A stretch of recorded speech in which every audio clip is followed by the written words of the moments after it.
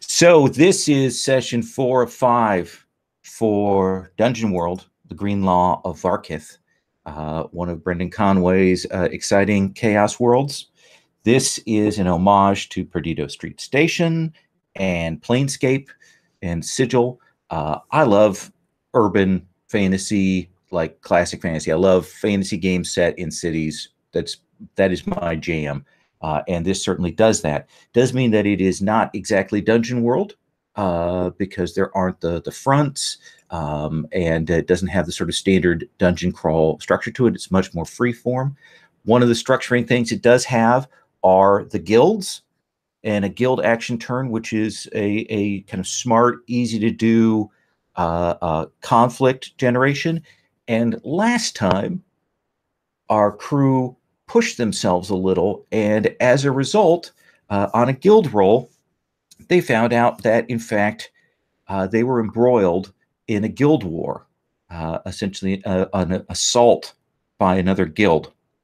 And it made sense in the fiction to kind of play this out on the ground because these are particular adversaries that they dealt with.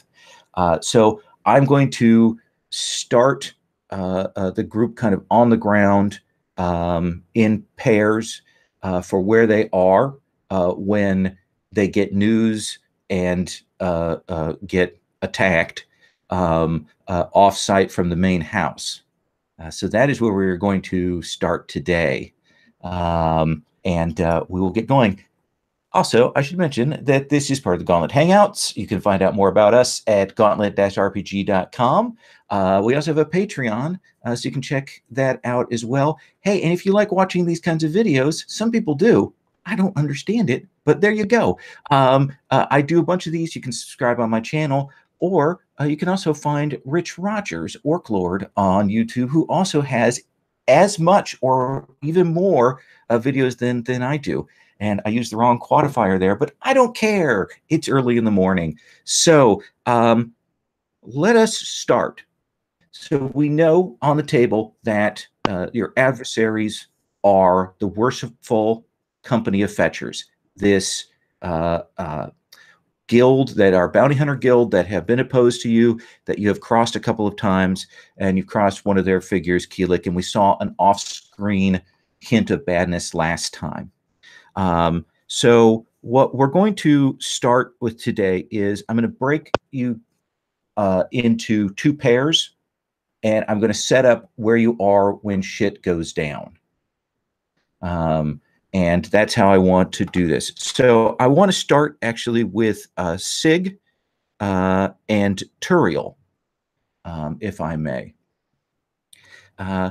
Where we come to now is you, as a guild, are collectors of, restorers of rare artifacts, right? Finding those for people, in some cases returning them, in some cases holding them on to them so they can bring about Armageddon, that kind of thing. That seems to be sort of the general purpose of your group. Yeah, just what the situation calls for. And we will take up with you going to meet a client. You two were sent out. There was a Halorath who said that he had essentially a magical tome and hinted that it might be related to the Visliga, and wanted to do an initial consultation with you at an inn. And so you've arrived at this inn drinking establishment, and I very much picture kind of that sort of Woolin look. We walk in and it's got the open floor and there's stairs up and there's kind of a balcony level as well in there. And, you know, there are various people around downstairs talking, all of the different races of, or the different peoples, I should say, of Varkith, the Isik, which look like the humans. We've got probably some Eam, not unlike Turiel, probably some freed one familiars, don't call them familiars, drinking from various bowls. I imagine that one of the things about Varkith is that they have all kinds of different servingware for the different peoples and populaces and that kind of thing. And you would head upstairs to talk to this client, and you would see this Hallorath. So let me ask you this, Sig.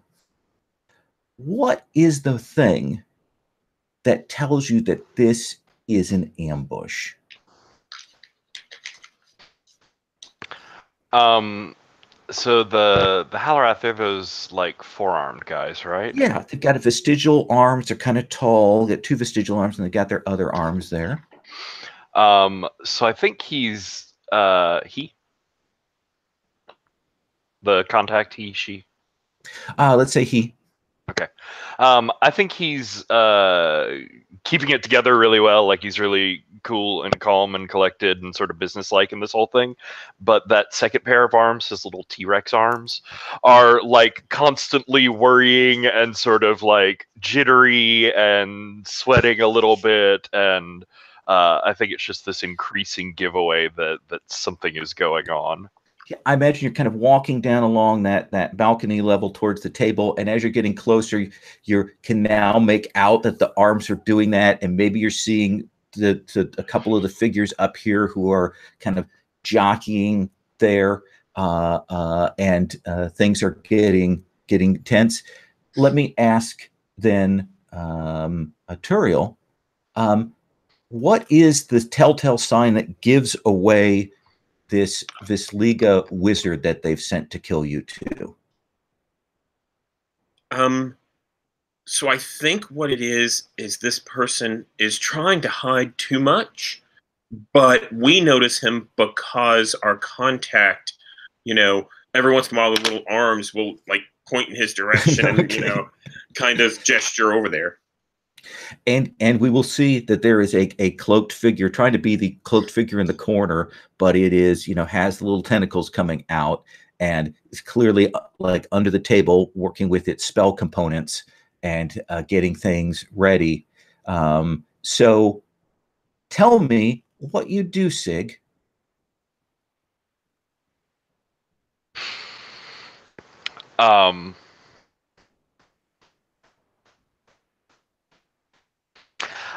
I think what I do is I just sort of bypass the table with our contact completely, and go up to the figure, the cloaked Visliga. Mm-hmm. Oh, that's not helpful. And I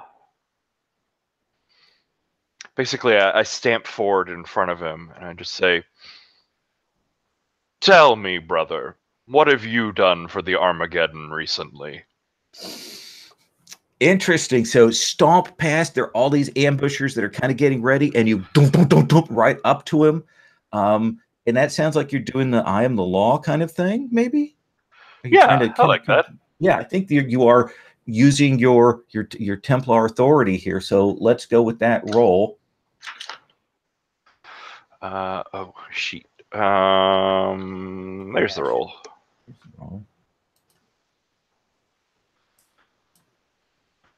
It's charisma, and my charisma is a 1, and that page is loading. There's dice. Yay, dice. Oh, well, that is a glorious 5 to start things off with. Awesome. I'm going to put a pin in that because I'm loving that. Like McDonald's, I am loving that. So tell me, on the other hand, when you see, Turiel, when you see your companion go marching up to this, essentially this cell sorcerer who's getting ready to try and blast you two and get in their face, what do you do? I think as we march up to our contact, and he continues past, I then stop, and I lean down at our contact, and I say, Sig Sleeslack has complete control over the situation. And I say, you will regret what you have done here today. All right. I think you can get yourself sort of in position that you get the contact there. Is there anything you want to do move-wise there? I don't think there's a move there. It's just making sure that I'm still there with the contact. Yeah. Okay. So we'll picture you up as things are about to get unpleasant and chaotic there, and we're going to cut to Fam and Hex. Fam, what is it that you had to go shop for?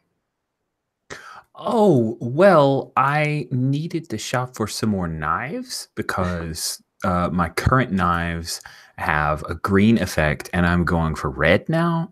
So we needed to get some red tinted knives or perhaps some red ribbons if I have to go on the cheap. But really, I'm just looking for the perfect set of throwing knives that are red. Okay. And Hexatroth, you probably out. What do you usually have to go and get and shop for? Anything that involves keeping flesh together. Lately, I've mostly been buying bandages, but it's really looking for some, supplies for some glue and staples. Advanced glue and staples that Yeah. are, Maybe you two went to Atelier Sonny's, the alchemist, who you guys worked with before, who could have helped you, with some dyeing stuff for the knives, some coloration things, and maybe some bandages things. And you're on the way back. I'm looking over as we're walking back. I'm looking over this spool of red thread that I got because I'm thinking stitching will do way better for Hex.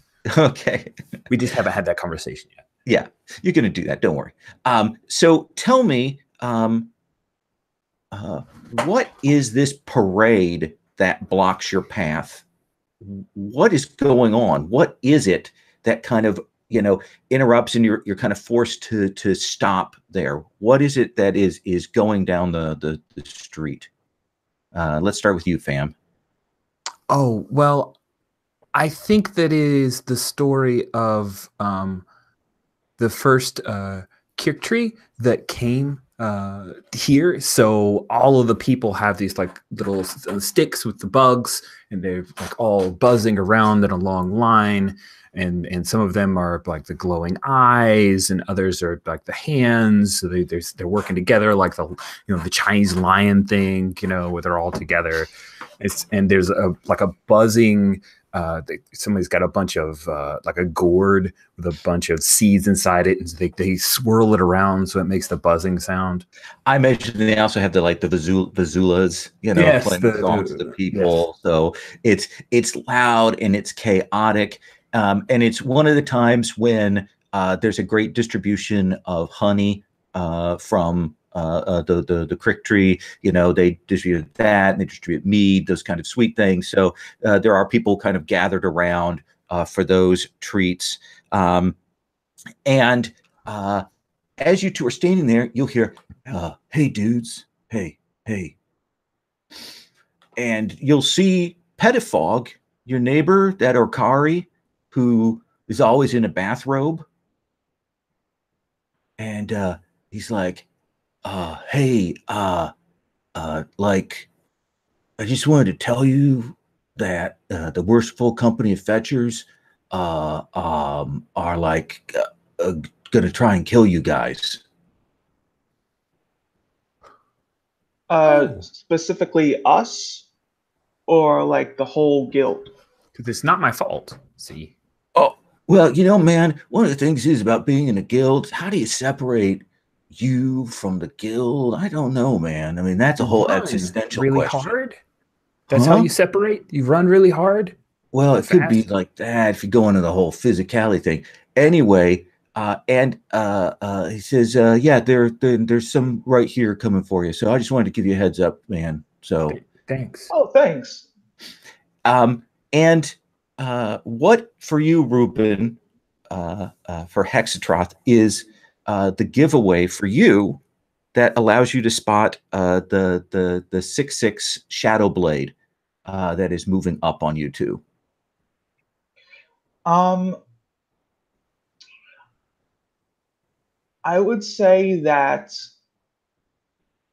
the 6/6 Shadow Blade. Well, first off, I want to get clear. When you say Shadow Blade, do you mean that's like an assassin name, or is that a literal blade? It is an assassin name. That's what we call these particular assassins. Okay. Well, it turns out that they had kind of lost patience with a nearby bum and slit his throat in a back alley, and the bum's ghost is trying to warn. Okay. Kind of shouting. The ghost is like, over here, doing that thing there. And you two, That's as Petafog, with surprising spryness, falls back into the crowd to get out of the way. So you will see, Hexroth, you've seen this assassin kind of cloak down, moving. You see the poison blade. You will see, Fam, that there are a group of Dorve, and they're kind of gathered together, and you notice that they all have their hands wrapped up, like they're kind of like essentially bruisers, and they are closing in on your position. There's all this noise going on, all this chaos. Fam, what would you do? Well, first I finish my mead Okay. because it's really good, and then I run away. Okay. So you're going to try and defy danger to get past them? I am. Okay. Let's have you roll dexterity. Okay, I'll do that thing. I'll also say, Hexy, let's go. Yeah. If Hexatron sees her running, he'll sprint with her. Oh yeah. You may outsprint her because I have rolled a lovely 4, which +2 from Dex makes it a 6. Let's see. Are there any animal things that I'm bringing it? No, I don't think so. I'm close. I might be able to aid you if I succeed on my roll as well. Ooh. Yeah, let's see that. So right now we've got that let's check what Hexatroth's role is. I'm gonna have him tell me how he gets away. How are you? What are you doing? How are you escaping? All right, so Hexatroth usually follows the lead when someone else is escaping. Like, he doesn't try to ask if and or what or who or why. He sees someone run, he runs. Okay. So that sounds like dexterity here? Yeah. Okay. That's a 7. All right. And can I aid to push Fam up to a 7 as well? Yeah, I think that sounds reasonable. Let's have you. How are you aiding Fam? Well, assuming I succeed to some degree, I'm gonna try. I sort of see Fam stumble a bit, and just like grab her hand and pull her up, just at the sort of. So that sounds like dexterity again that you're aiding with? Yes. I didn't select die. This time it's a 13. Okay, so you're both at 7s, which means that we've got a mixed success that we're going to come back to in dealing with these bruisers and this shadow blade. So, Sig, as you approach and and start to talk, you'll see how young this Visliga sorcerer is, and as you approach and you're kind of looming, he just goes Zach and fires off like before you can even get the first word off. Like, none of you are in position, but he freaks out when you see him. So I think you're going to take a D10 damage. Ow! And this guy's table catches fire when he does that. Okay. So go ahead and roll a D10. So that's 4. Is my armor going to affect that? No. Okay. Mage, and so he does that, and I think that's gonna kind of knock you back and off balance right now. You don't go over the edge, but it definitely is not what you were expecting. So what do you do? As I sort of catch myself there at the balcony edge, maybe I stand up and grit my I'm assuming Do you have teeth. I just ran up against a big old question mark there. Perhaps it's a beak under there. Who really knows? Who knows? You decide. Yes. But he's very young and very stupid. But that means he's, still got a lot of emotions and passions running through him. So I want to try and appeal to that as I stand up and start like stoically walking back towards him, and I begin preaching to him in the horrible, unknowable Visliga language of the story and the sort of like divine eminence of this glass armor, this crab claw, the holy calling of a quest to fulfill the end times that is before him. All right. That sounds like implacable faith. Is that what you're doing? I'm actually trying an invocation. Ooh, okay. As the effect I want to go for is it bolsters your deity's worshippers. Hoping that this will like catch up his imagination, imbue some like holy effort into my words, maybe give him a brief vision or something like that. Okay, that's interesting. So when you call out for your deity's aid in time of need, choose a blessing, which is it bolsters your deity's worshippers, and roll plus wisdom. Let's see it. Let's see what happens. Okay.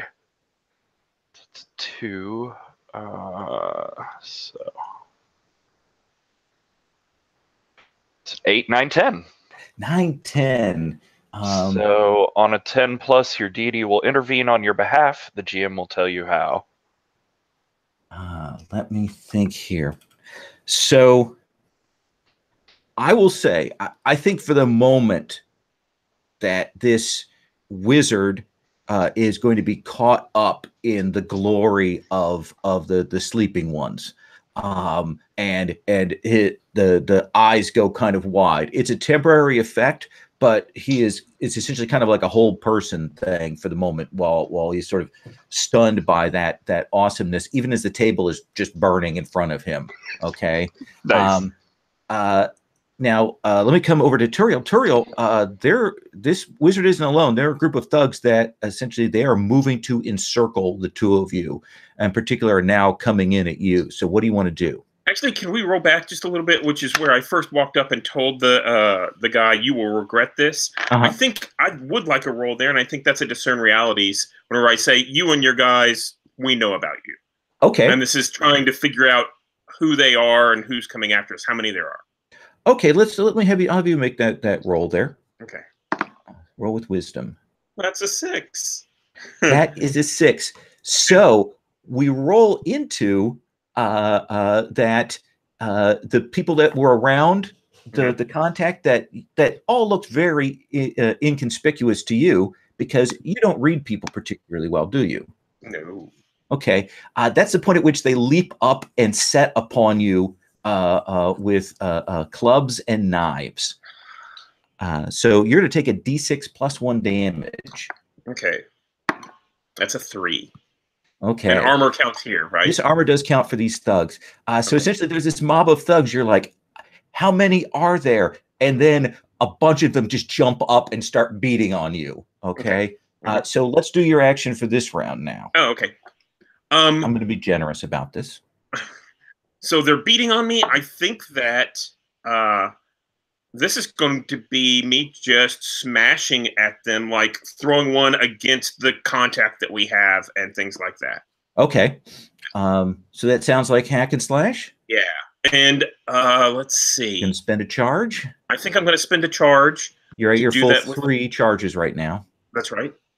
And I think this is, let's see what it looks like. That's an 8, 9, 10.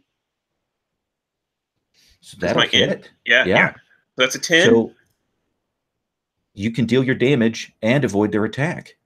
Or you can do more damage. I'll do more damage. And it's a d6 extra damage, is that right? Yeah. Okay.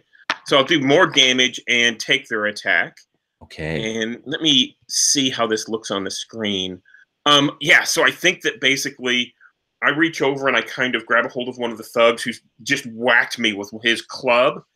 and when I pull my hand out, it's almost as if there's the dual image. So the body doesn't really come right away, but it's the spirit that comes out right away. Yikes. And I smash it into our contact. So basically, there's this almost like a blur on the screen as it hits them. Okay. Let's see what that does. Wow, that is 12 points of damage. So also now roll a d6 plus 1 for the damage you take. Yes, that is 5. Okay. So you start swinging this person around. Okay. And you knock back this, you knock the contact, and you will break that circle that is on you, and those thugs go flying. So you are in a great position here. There's probably another group of thugs, but they're going to have to get up and move over to where you're at. But you've eliminated this first mob. All right. Mm-hmm. So Fam and Hexatroth, I think I'm going to make you, I think, a bargain here. I think you're going to be able to get some space, but not necessarily get fully away. But you two get to choose the location. Like where do you shift the scene to? Does that sound like a fair bargain for a 7 to 9? I just want it to be a building that I have to ask Hexatroth about. Hex, where do you want to end up? Ooh, let's take it to the local graveyard. Oh, nice. And maybe there's like a big mausoleum. Yeah. Yeah, kind of run over that. It's one of those things where they've maybe got levels to this and different mausoleums and grave things. So what's a feature besides the mausoleum, Fam? Well, there's the wrought iron fence on the outside. There's the giant mausoleum that is a testament to the fallen founders, and there's like this perfect row of gravestones that look like teeth. Okay. And Hex, what's another detail about this graveyard? Let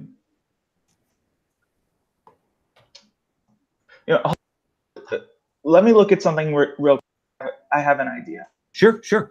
And I'll tell you what you will see is you guys get to the graveyard. You have a breathing room to set up as essentially this group of Dorve punch artists and this 6/6 Shadowblade, who's kind of lost his element of surprise, but he's still kind of nasty. Are chasing you through that, and will catch up with you there. So what do you think, Hex?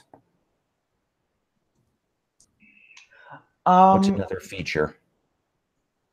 All right, so another feature I'm thinking might be that this graveyard has some tombstones that are dedicated to heroes of times past. Okay, heroes with a little H, not like heroes with a big H that almost destroyed the world. But yeah, like little heroes of the city. They're probably guild heroes, that kind of thing. That makes the kind that are known to Varkith. Okay, at least around the Green Lady's time. Okay. So, Fam, you've got breathing room set up. These fools are coming after you. What do you do? Ooh, yes, the fools are coming after me. I am. Sorry, I'm just looking over the moves. I have trap expert, but it's about putting them away. Tricks of the trade is about picking locks or pockets. Backstab seems useful here. Poisoner might be nice. But that's about it. So, I have not leveled. Is that correct? I have not made third level at this. Not hit third level yet. Okay. Then I am looking to. She'll scamper up on top of the mausoleum, and her plan is to try to. There's that one assassin, the Dorvey. they're just thugs, so you can keep running away from them. But the assassin with blades and poison, that's dangerous. So she's going to scamper up onto the mausoleum, lay on her back, and coat her blades with her chosen poison, and look for a chance to kind of sneak in and backstab this guy. Okay. So you want to try and do the backstab then? That's the plan. Yeah. Well, let's see the roll here, because I don't think there's an action cost for poisoning. I think it just have it. So Yep.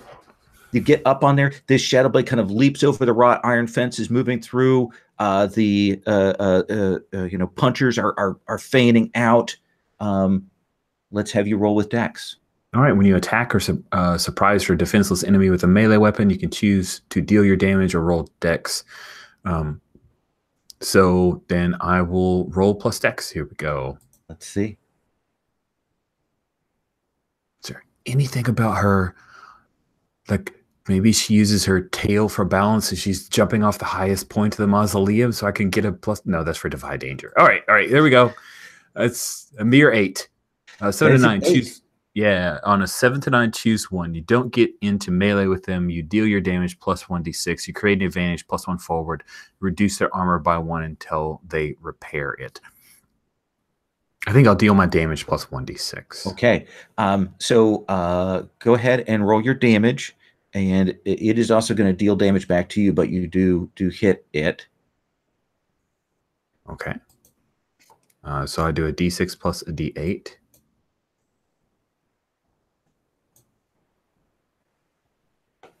And that d8 was a pitiful 1, but the d6 was a 3. So that's a total of 4. And then let me quickly talk through the poison. If I remember, it was Serpent's Tear. Anyone dealing damage to the target rolls twice and takes the better result. Okay. Wouldn't that include you, though? That seems like a really stupid poison if it does. No, so I think if you're putting that poison on your blade for this attack, you can roll your damage dice again and take the better result. Oh, I thought you meant that they could do double damage to me. I'm sorry. I was really confused by that question. Yeah. All right. So I was like, why would I use a poison that lets me get hurt worse too? I'm not good at gaming. I don't think that's a poison. That's a Here, curse. have a steroid. All right, let me reroll my damage. Okay. Oh my goodness, that's a 10. I'll take that instead. Thank you. Is that 10 points? Yes, I rolled a 6 and a 4. So okay. So you will flip over, drop down, and jam your new knives into this 6'6" back. Again, the short, they're hairless. They have those different sigils on them. It kind of falls forward, but as it does it, it turns around and it has like one of those like hand crossbow things, and it fires one of those bolts out into you. You're going to take a D10 damage.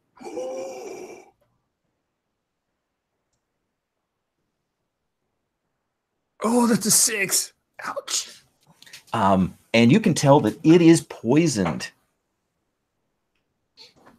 Oh, I got an armor of 1, so that's 8 that comes through. Okay.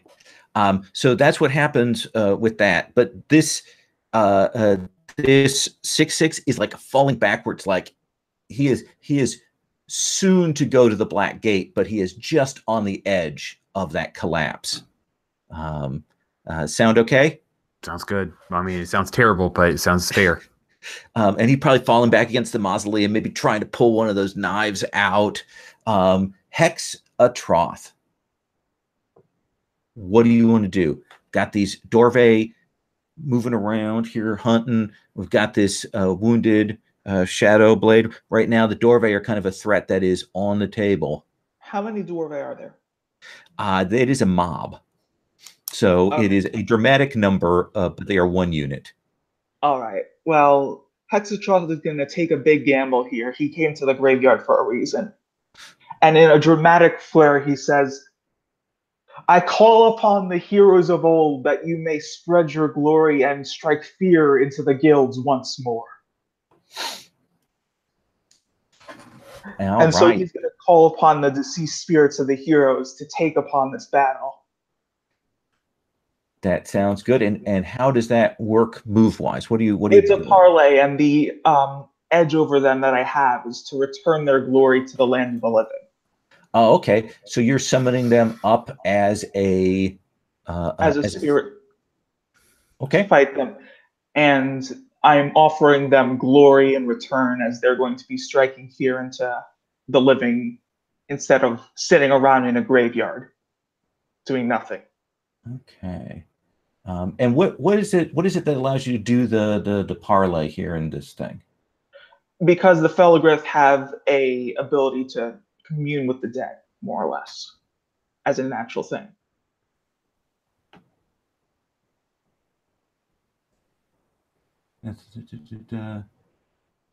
I mean, we can speak with ghosts. Yeah.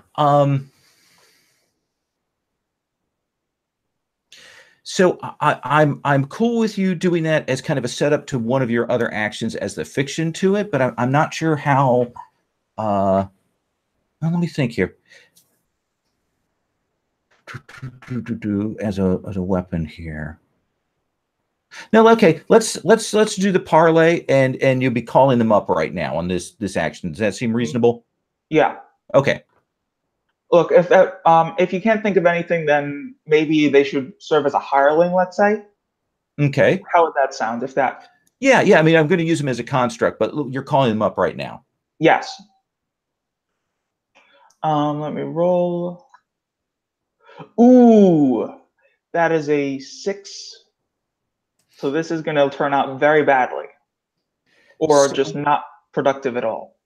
You I mean, you have some strong confidence. I mean, you're barred this, but there is that saying that do not call up what you cannot put down. Okay.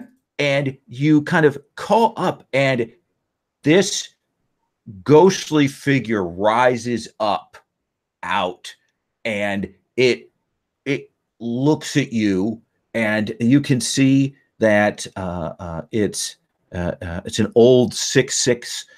It's the etchings that it has are like deep gouges into it, and it reaches out and grabs and is just holding you right now, like it is going to try and bend you back to break your back.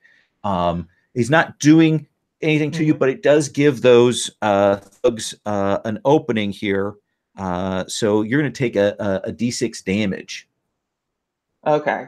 Yeah, this is the point where he realizes, maybe the glory thing could work both ways, and I didn't think that one through.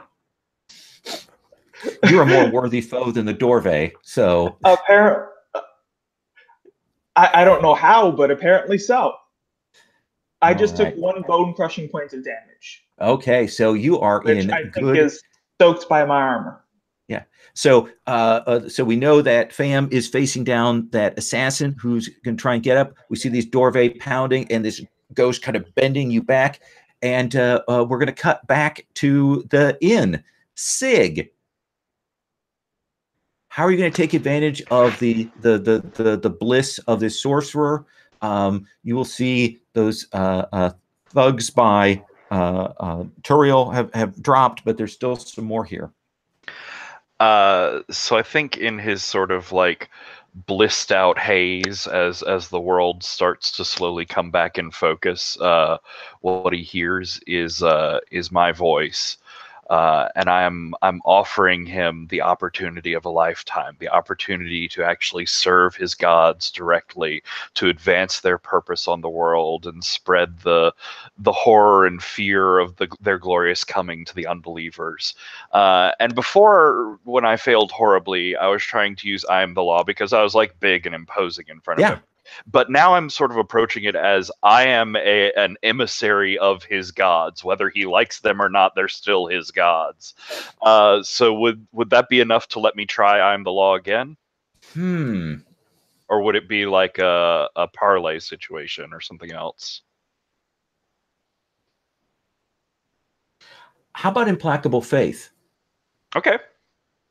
Because I'd like to switch up the move, and I do think that that's maybe closer to what you're doing there. Does that sound right? Yeah, I like it. Okay, let's have you roll that. It's wisdom, what I'm good at. But you could still roll snake eyes. It's a 9. Mm. And I have 1 hold, so well, it sort of sounds sort of like the I don't know, would it be rally or bring someone forward? Yeah, I think you could rally them such that they can essentially, they're not going to attack you in this. That they're listening. They want to hear more. That kind of thing. Does that seem fair? Yeah. And probably enough consciousness that they will step back from the burning table. Like they clearly, this is an experience like they haven't had before. So let's come over to Turiel. Turiel, you've got these figures laid out at your feet, dudes and dudettes, knocked over, tables gone, and there's another group approaching. What do you want to do? I think I approach our contact. So he's kind of at the table. I've just laid these people out, and I think I want to lean over, and I assume he has. So they called us here about a book. Is that right? It wasn't a vaguely undefined object that was related to the Visliga. Is that in front of him? Oh no, he doesn't have anything. Oh, he doesn't have anything. No, this is all a setup. Okay, so and it's that obvious. It's like we don't have anything. So okay, so I'm going to lean forward. I'm with the Actors Guild. I'm with the Actors Guild. Not in the face. Yeah. Ooh. And this is the guy with the 4 arms, right? Yes. Puts both sets of arms up as much as he can to block his face. And he's huge, right? He's really big. Yeah, these guys are about 7 feet tall. Okay, so yeah, I think that what I was going to do is I was going to try and intimidate him or intimidate the rest of the group by punching him in the face or something like that. But in that case, I think what I'll do is I will step up to the table that he's on, and I'll kind of use that as a launching point to hover up in the air. Okay. Over everyone else, and then I think I'm going to pick my point and come down on them hard with my crystalline sword. All right, just attacking from above. Yeah, that seems fair to me. Awesome. So hack and slash. I'll spend another charge. Yes. To do that with int, and that is an 11. There you go. Now you can avoid their attack and deal your standard damage, or you can do extra damage. I'll do the extra damage, of course. Okay. That sounds fun. So, I dealt 9. Okay. That will take this group out. You are going to take a d6 plus 1 damage, though. Okay, and the d6 plus 1 is 3. And tell me what that looks like.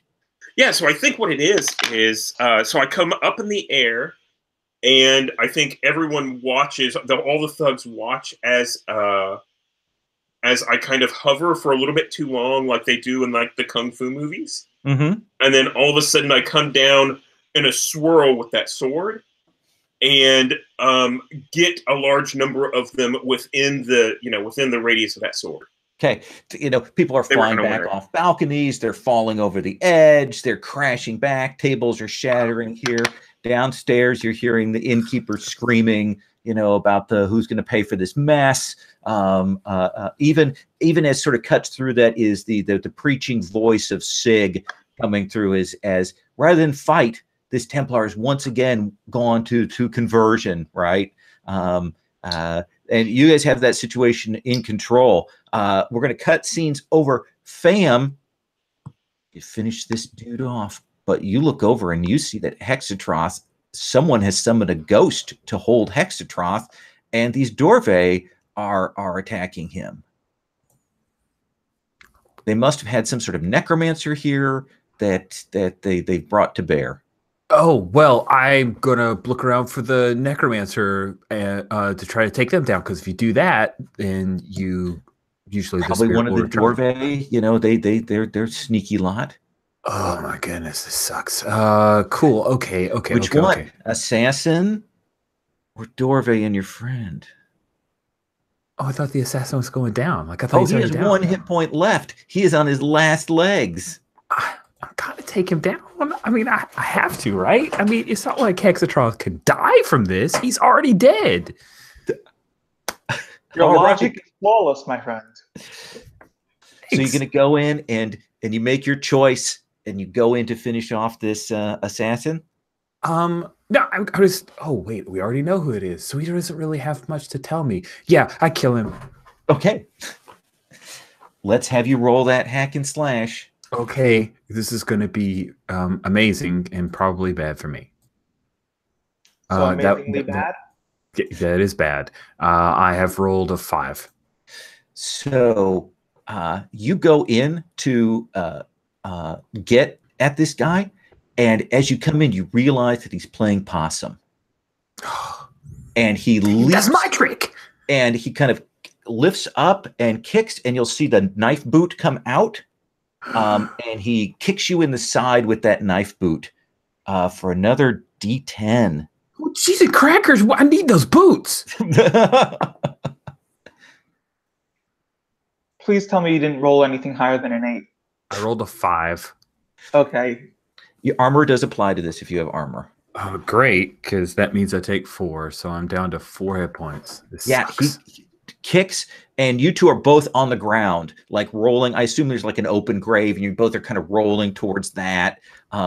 This 6 is pretty sure that he's got you on the ropes, that he can finish you off before you can get that last little bit of damage in on him. Meanwhile, Hexatroth. I was thinking this is an interesting time to use Bardic Lore because it's whenever I encounter an important creature, location, or item covered by it. Okay. And this undead hero would definitely fall under that. So I would actually like to know the details on him. Okay. Who exactly is he in terms of his what he's known for? What is he known for? Let's have you let me think. So this is an automatic thing for you. So this is a 6/6. This is an old one of the sort of first guildsmen, swords for hire, kind of kill everybody, take down their names. The various mercenary guilds probably invoke his name. His name is Jubilant, and he's a nasty guy. So he's basically assassin for hire. It was a mercenary sellsword in his day, but he really liked killing people.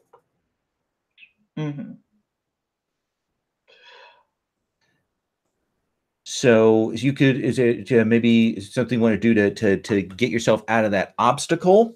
What do you think? Yeah, I think I might try to convince him to kill the others rather than myself. Because there's literally a horde of them and one of me. Okay. So I'm going to try to appeal to that.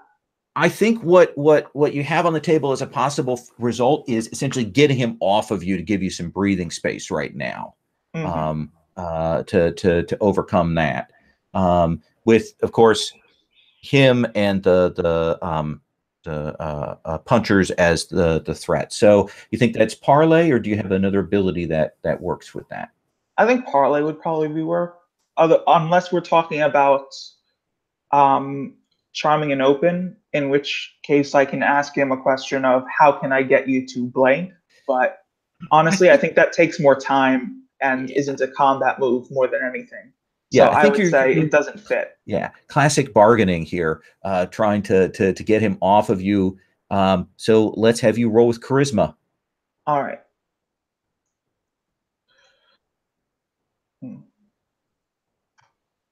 All right, that's a success by all means. That's a flat 11 plus my charisma. Awesome. So I think that he doesn't need assurances, and he does back away, like he does fall back. So you've removed him as a source of danger. Good, because I don't think I could have struggled against a hero's arms. I would have had to fight this with my legs. We do have the threat of these guys hanging around, so I do want you to do a defy danger. Okay. I'll take Dex. Okay. That seems fair. Uh-huh. All right, that's a 8 plus 2, which is 10. Okay, perfect. So describe to me what that looks like. What does that look like? How do you get away from these guys? So I sort of I have my arms like tied, like sort of held behind my back, and just then one of them is sort of bringing like a hammer down on me, a large maul. And just when he lets go, my hands, as they've been like trying to sort of pull back, I use that momentum and snap back and sort of hold the hammer out, put it to the side, and then sort of just smack them and start running towards Fam. Okay. Yeah. So you kind of push them back, get out of the way. They found some tools in the graveyard that they wanted to use rather than just bare fists, and you can push them off. Let me cut back quickly to the tavern. Sig, it looks like that you have the situation under control, though the room is on fire and the innkeeper's trying to come up and put that out and that kind of thing. Yeah, no, that was covered under control. I understood. Okay. So what would you do? So all the thugs are. Oh yeah, they're all laid out. Lots of groaning in the background noise. Whether you think it happens right here or whether it's like a longer term project, this wasn't just a like save your ass tactic. I think he's genuinely trying to convert this wizard to this holy quest. Like he sees it as sort of an omen that we ran across a powerful arcanist of his people just like within a day or so of finding this artifact. Okay. So you are engaged in the banter and the proselytizing and stuff with him and keeping his attention. Oh yes, the glorious drowning. Yes, the glorious drowning. Oh yes, glorious drowning.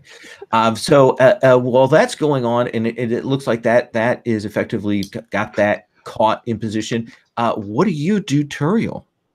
So I reach over. I kind of, after landing, I reach back, behind me and grab a hold of contact the actor. Yes. And I drag him along as I go up to meet Sig, and push him into Sig's kind of point of view. And I say, tell this guy we're not going to hurt him if he tells us who hired him. And it gives them up. There is a glorious flensing, a burning falling from the sky, the great depths and let sharks. me stop you at flensing. So we were hired by the Worshipful Company of Fetchers. We were set to ambush you. There were others that were set to ambush your other friends. And, of course, there's an main assault on your guild house going on right now. Just tell us everything you know. We'll let us. I'm an actor. I come from the Mummers Guild. Perhaps I can give you some sort of sign or sigil. And usually, I have a much longer speech. It takes a while, and I really build to a big crescendo. I'm just sort of thrown off my rhythm here. You understand? You're a performer. I am, and I hate to disturb you in the midst of this, but I heard flensing, and I just wanted to bring that to a stop. So you really think that was a good read on that particular line? It came across as menacing and important to your soul. Sig, I think the important part here is that our offices are under attack as well. Let's make haste back. The claw. Yes. The claw chooses. So we'll cut from there. Fam. You and this assassin, you're on the ground, that kind of wrestling on the edge of an open grave. You're both bleeding.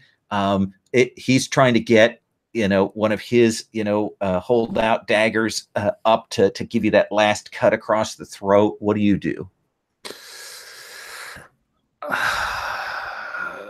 Yeah. I think I'm actually going to say, you can just walk away. You don't have to die. You're not doing so great, you know.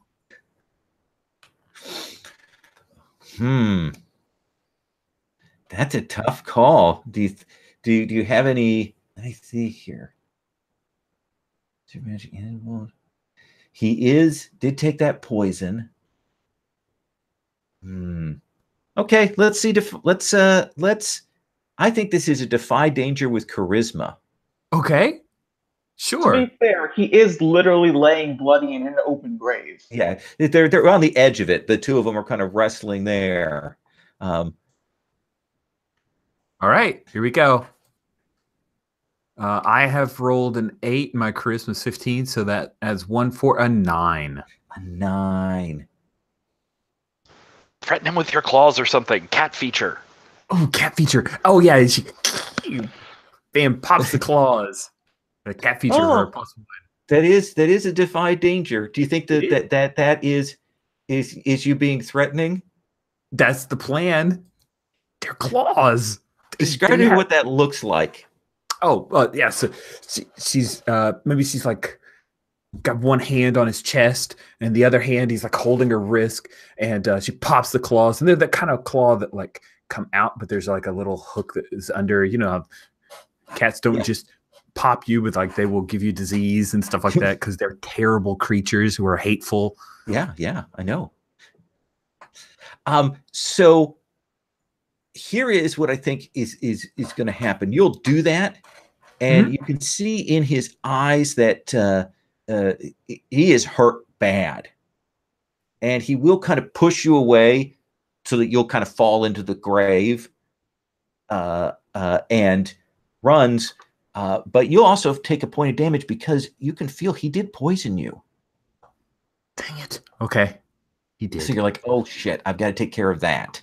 Yep. I'm not going to chase after him. That's part of the reason why he did it, is he thinks you're just going to die from the poison. And he is booking. I haven't died yet, so he must be wrong. So Hex, you will see this assassin bound away as he pushes Fam's body into this open grave. And you don't see Fam's ghost coming out, so you know she's not dead. And these Dorve are running after you with various grave digging implements. Unfortunately, I don't think I have the capacity to save Fam at the moment. With an angry mob on my tail. Makes sense. Instead, I think I'm just going to try to.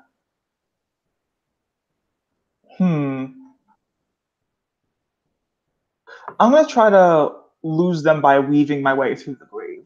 I get the sense that I know this place better than they do, and they're going to be stumbling while I sort of make my way through. I like that. So yeah, I mean, kind of doing some graveyard parkour to get out of here. Let's have you roll dexterity for the defy danger. All right. Let's see if we both end up in an open grave. I think we will. I got a 3. Got a 3. I had a So feeling this was coming. I just rolled 2 successful dex, and like a charisma save and a dex save. This was coming.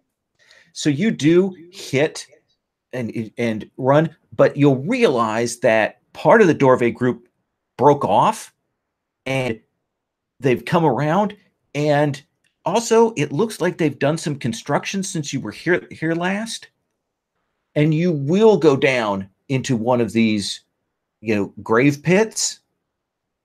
And as soon as you kind of hit the bottom, you will hear the as the Dorve just they picked up those graveyard implements, they start pouring dirt down on you, and they start burying you essentially in this grave. I'll Does that take sound like a fair thing? And you're trying to get up, but it is coming down fast, and it is probably terrifying. It's actually not all that terrifying. It it feels natural to me. Feels natural, like the pull back to the Black Gate, maybe. I don't intend to suffocate. True. I'm going to say just for a moment, Sig, you and Turiel are moving through the streets to get back to the main house. Right. Okay. Any chance that guy came with us, or is he show up later and talk sort of thing? Let's just show up later and talk, I think. Cool. But yeah, you two will get through. You'll hear in the distance the sound of the Crick Tree parade going on, and you kind of running through. And I am going to come back to you two, but I want to finish off this graveyard scene, potentially fatally. Fam, oh, that hurts. But what do you do? So they're all chasing after Hexatroth. Kind of come up out of the grave, and you will look in the distance, and you can see these Dorve, and they are shoveling dirt into this open grave, and they're clearly burying something or someone. But Hexatroth's dead, unless they killed him again. Oh, that's not good. I don't have any healing stuff on me, and is this poison still burning? Like, does it feel like you took the 1 point from the fallout? Oh, okay. I'm going to try to hide close and creep up on these guys and see if I can see if Hexatroth's there. And I can always dig him out. I have claws. They're good for digging. Yeah, you can move up, and you will definitely see that they have laid a bunch of dirt, on him to bury him. And you think if nothing happens, they're just going to laugh and go away then. Oh, well, that sounds wonderful because he's probably playing dead. So I'll wait and drink some mead. Okay. Hexatroth, what do you want to do? They're burying you under this earth. Well, Hexatroth doesn't see too much of a danger from this, other than the sheer pressure of the dirt just coming onto him, mind you, which is a bit hurtful. I'll say that. I'll say that. But other than that, you gonna wait it out? Yeah, I think Hexatroth is looking to pull one of those things that you see in the zombie movies where it just zooms into the grave and just the claw comes out.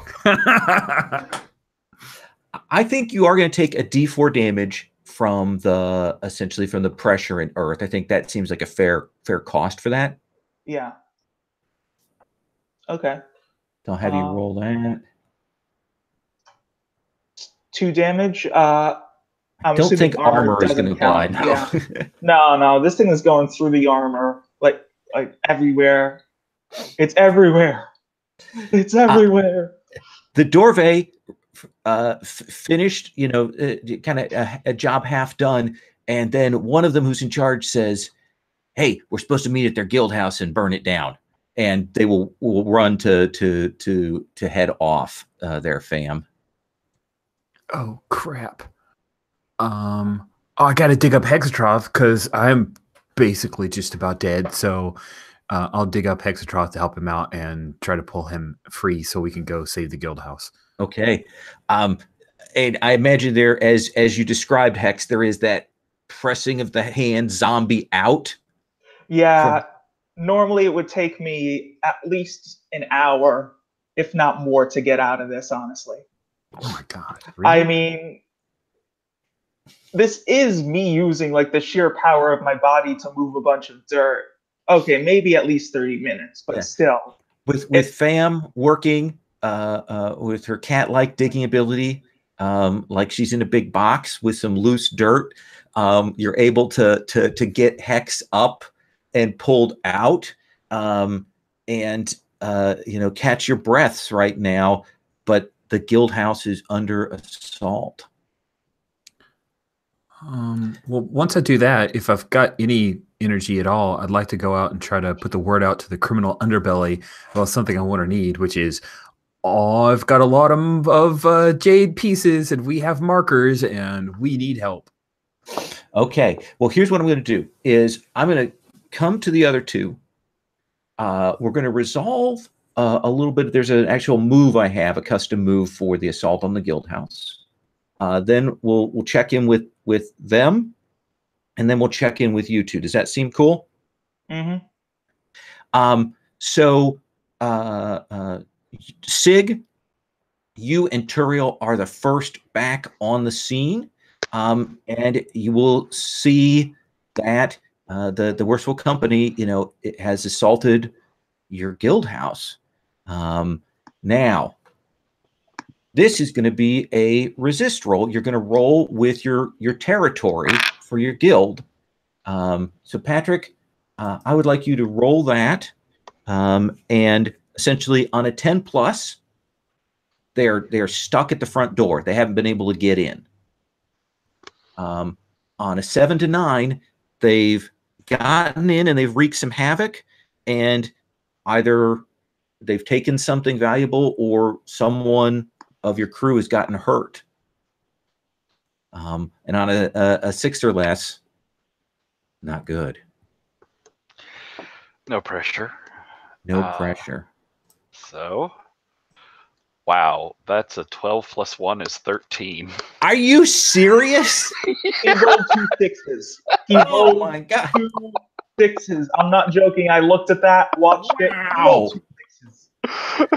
So Molly has dropped the things out front. Like the first second that she thought like she got like an inclination, she's dropped the shutters, and you can see that all of the windows and stuff, all of the various boarding and stuff has gone up, and essentially that the group of these bounty hunters have got axes and they're trying to bust in the door. You will see your favorite Orkari, Killick, right? Killick, yeah, Killick is kind of leading the charge there. So you've got some breathing room here to act. Got a little bit more time. So what would you do, Sig? I don't know. I feel like is there like a back way in that we could go in and make sure that they're all right and maybe get in a more advantageous position than just attacking them on the open street? Sure.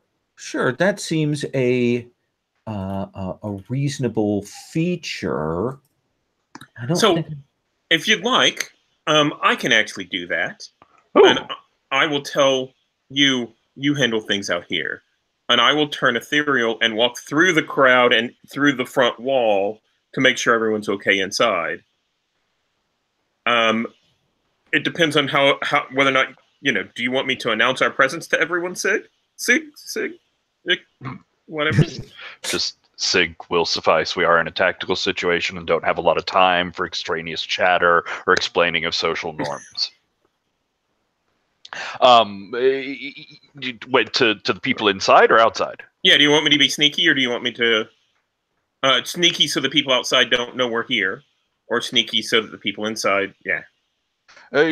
Try not to be seen by the ravening mob. That would probably be the best. So then I'll walk around the back of the building and step through. Okay. And is that ethereal one of your things that costs charges? It is a form of movement. I think charges is the cause. I have a charge left. I can spend it. Okay. So yeah, you can move through. So Sig, Turiel takes off to make their way inside. What do you want to do? Want to try and defend the building? You want to start taking out some of these fools, or something else?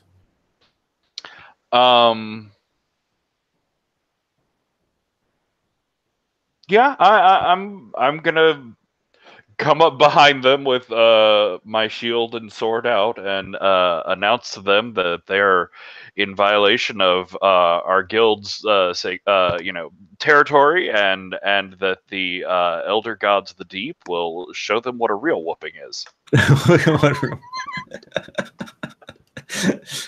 Let's see you hack and slash. I just want to ask one question. Sure. Did Sig bring along that other wizard? No. help? He didn't come this time. Okay. He's off having an existential crisis or some bullshit. I don't understand. Bump. 8 plus 1 is 9. That is a 9. Can I potentially try and activate an internal defense mechanism to bump him up to a 10? Internal defense mechanism. You get 30 seconds to tell me what your internal defense mechanism is. Nice. So what this is basically these. We normally have the little prison bars and that kind of stuff that come down. And as I walk inside, I'm checking with Molly and I'm checking with the caterpillar dude. I pull a lever and spikes pop out, so it's even more dangerous to get in. Okay, Yeah. I'll give you that. Okay. Let's have you roll with aid or interfere. I got a 12. Okay, there Yeah. you go. So that will push you up to a 10. Tell me, Sig, how these spikes assist your hack and slashing. Well, I have the sword out mostly for show. It's a large group, and I'm not such a good swordsman that I could take on 6 people at once with it. But this is a very big and solid shield. So while I'm using the sword to sort of keep people away on one side, I'm just bashing the others back with the shield. And of course, right in their backs, now there's suddenly a whole wall of spikes. All right. So go ahead and roll your damage. Now, do you want to avoid their attack? Psh, avoid. Okay. So D8 plus D6 is 2. 2. 2 points of damage. Okay. So let me tell you what you've got in terms of threat right now. You've got these warriors that are there that are trying to bust in, that you've drawn their attention. You've got Killick, who's a more senior leader of the guild, and you also see that there's a group of Dorve punch artists running down the street towards where you guys are at. They don't know the neighborhood, so it took them a little bit more time than they wanted to. Fam, I heard that as you were moving, you were going to try and get on the Infovore network, or something, and call up your contacts. It is literally a Hail Mary kind of toss that she's throwing out. To remind you, the Infovore is this living thing that runs through various tubes and places throughout the city where you can pass information and rumors and things. It's one of the features of it. So that does allow you to kind of do some communications and put this call out in a rapid fashion. Oh, cool. Yeah. That sounds helpful. It's a really smartly made city. Roll with charisma. All right, here we go. That is 4 plus 1 for my charisma makes it a 5. So you get on the horn, and you can tell that Killick has already been, on here, blackening your guys' name. Like this is not, not just a small thing. Like they have spread enough disinformation that people aren't going to be able to get to aid you right away with that roll. Does that seem reasonable? Yeah. While Fam was doing that, I think what would happen with Hexatroth is, seeing as Fam has taken quite a beating, I think what he would propose is that they split off. Hexatroth is going to make his way to the attack to see if he can help anyone out because he's relatively uninjured, as Fam puts out those connections and whatnot.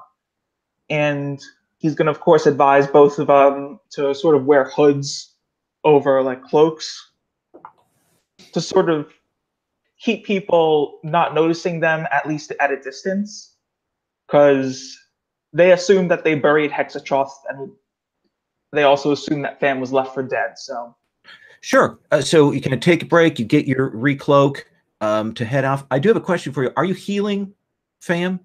To know you have healing magic, I just want to check if you are or not. I don't have healing magic, do I? No, Hexatrop does. I'm not going to do that because a consequence would be to draw attention, and I don't want anyone actually hearing my singing at the moment. Okay. So you will head into that area. Fam, you're also kind of heading over there. Are you also disguising yourself, or are you? Yeah. Yeah, I'll pick up a cloak or, find something and hide, and I don't know what to do. I think I've just started crying at this point because this is terrible. Yeah, I mean, you don't know. You don't know who your friends are. The place is in horrible shape. That assassin got away. It is uncool right now. But you are making your way to there. So I'm going to say that you two will kind of on this. I'm going to do the others and then come back to you two arriving sort of behind the doorway. And does that sound like a fair cop? Yeah. All right. Yep. Okay. Sig, there are a lot of people here. There's the thug group that you've injured somewhat. There's a group of Dorvays coming, tightening their rawhide fist wraps. And there's Killick, who looks and says, "Where's the kitty?" So on my hack and slash, I had taken the extra damage, so I expose myself to the enemy's attack, whatever that looks like. Well, we're dealing damage to the thugs, so the damage would deal thugs back to you, so it's just a d6. Okay. No, of course you need to reload. Just take your time. It's cool. No pressure. Well, I Stalling also the cleansing. they also rolled a 2 on me, so that bounces. Okay. So what do you do now? You know that your compadre Turiel is inside, activated the spikes. You've got these forces out here. What do you want to do? You haven't seen your other allies. For all you know, they could be dead. Well, at least they'll be meeting the undergods sooner, and that's nice for them. So they've got that going for them. Yeah, it's not all bad.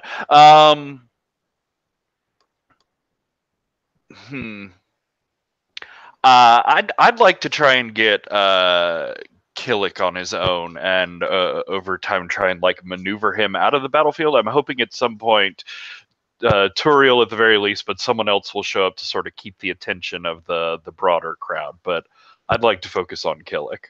Okay. And I think if you do move to engage him, the others will fall back because they don't want to get in the way of his stuff. So that seems fair. He's nasty. See, he has a big iron sword. You can tell they've dropped some enchantments on him. That seems like hack and slash. Yeah, I think that's a good way to open things up. We'll He's vary got the two-handed sword. He doesn't care for shields. He's bring it, Squid boy. So yeah, this is a sort of switch up where the shield is now being used actually as a shield to sort of hold off various people as I'm moving forward to him, and I will bring out the sword. And I think he just goes for big heavy power strokes. He doesn't have a lot of finesse. Yeah, that's got that boom as you connect there. You guys are blades striking against. Let's see your hack and slash. 6 + 1 is 7. That's a 7. So you are going to deal damage to them. So let's have you roll that damage. Better than a 2. Oh, that's a 7. 7 points.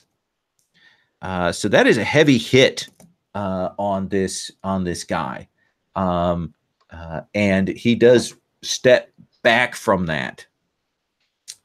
And he is going to return the blow for 2d6. Ow, why, dude? Holy shit. I just rolled boxcars again. Thank God you have armor. If there was ever a time to roll snake eyes, it would have been now. Yeah. So that's only 10 points of damage. So what does that look like, Sig? That is a hell of a hit. What's his weapon again? A big two-handed iron blade. Yeah, I think, I get in a couple of quick, compared to his giant thing, quicker hits as he comes down with one blow, which I managed to block solidly on the shield. I get in a couple more, which is actually where I get my damage. And he comes down a second time, and I've just I think I stumble on something in the street. So the shield is just off center, so his giant sword cleaves through a corner of the shield and just comes straight in on the collar of my jacket, which is an armored jacket, but it's also an armored jacket. So what color is Visliga blood? I think we decided it was electric green before. Yeah, electric green. So there's that kind of spray, and these mooks that have been standing around are cheering for their boss. They're excited. They're kind of formed that circle of doom around you right now. What are you doing, Turiel? So I think inside, Turiel's made sure everything's okay, and is looking around outside to make sure that Sigla Sleestack, whatever, is doing fine, and sees this great blow. Would it be okay if I were to... I would think we would have some equipment in here. Would we have healing potions, or could I spend coin from the guild to say that we had healing potions? That's an interesting thing. If you want to spend a coin from the guild, like one of the ones that you spent one last time to do the extra action, I would say that you would have a goodly supply of healing potions. Essentially, we can say that enough to equip each PC with 2, but they're here in the base right now. Right, so that's perfect. So I'll do that, and I think I grab a couple. Okay. And I think what I'm going to do is I'm going to step out, and I'm going to use Jury Rig as my action. And I'm going to basically Jury Rig like a little injection crossbow thing so I can shoot Sig with the healing potion. Now, I have a question for you. Yes. You say step out. Yes. Do you want to spend another charge to go incorporeal to walk through the walls, or are you opening the front to get access to him? I'm out of charge, so I think... Molly screams as you start to open the door. No, I'm not going to open the door. I think what I'm going to do is I'm going to jump out of a window. So I'll kind of open it, window from the inside, jump out. Anyway. Okay. Yep. Run up, open, jump down. Let's have you roll that Jury Rig. Okay. So let's see what that looks like. That is an 8 plus 2 because it's imp based. So that's a 10. So that will work. And then I'll pop in with a healing potion. And it'll hold together as long as you need to. So a healing potion is what? Is that a standard? Is it D6? It's a 10 heal. Just 10 hit points flat. 10 heal. Look at that. Shunk. Somebody shoots you. But Ow! But it probably looks like you're a tagged fish now at this point with that thing sticking out of you. So let's come to Hexatroth. Hexatroth, what you will, as you kind of come into the street, you will see people have cleared away from your building. There's this circle of the bounty hunters around that battle between Sig and Killick, and then there are these Dorve that buried you in dirt that are moving up to kind of join the foe. What do you want to do? Well, first off, Hexatroth is going to tell Fan to stand back and get ready to snipe with anything necessary, maybe throwing your knives or something of the sort, but stand back away from any harm for the time being. And what good is a good duel without some better music?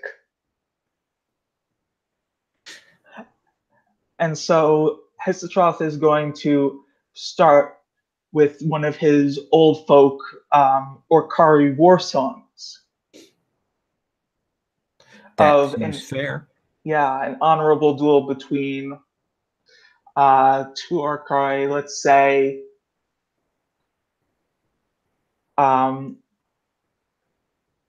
I'd say Ragnarok the Honorable and Cleave Blade the Terrible. And Cleaveblade, because of Zarkari. Yeah, Cleave Blade the Terrible and Ragnarok the Honorable. All right, let's have you roll charisma with your arcane art.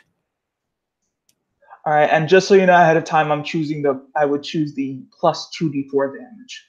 Okay. And I got a flat 11. So, Sig, your next hit is going to deal plus 2d4. What? Kind of hear that noise, bum, bum, bum, bum, with Kamina Barana kind of thing.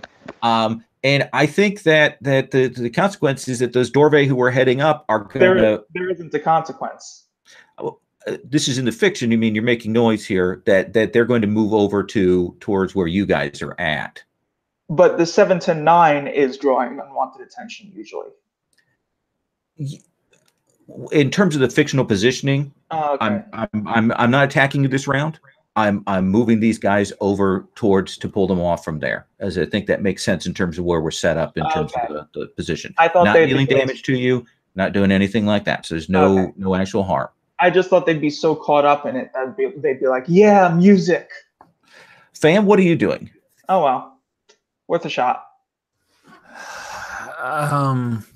So has Fam made it to see this big duel, or? Yeah, I assume that you were in parallel with Hex. Hex as said for you to snipe. Essentially, you see there's a group surrounding Sig, and there's that duelist. The Dorve were moving over there, but now they're kind of caught in between. And you also see that, of course, that Turiel has jumped down into the fray as well. Well, I'm almost dead, so I'll hang back. But luckily, I have a bow, so I'll take a cheap shot at Killick in the duel, right? Because I don't care about duels. Okay. Let's have you duels, roll whatever. dexterity. Okay, I'll do that. I'm guessing that I'm doing a volley, or am I backstabbing? This is volley. Oh wait, okay. You've got backstab.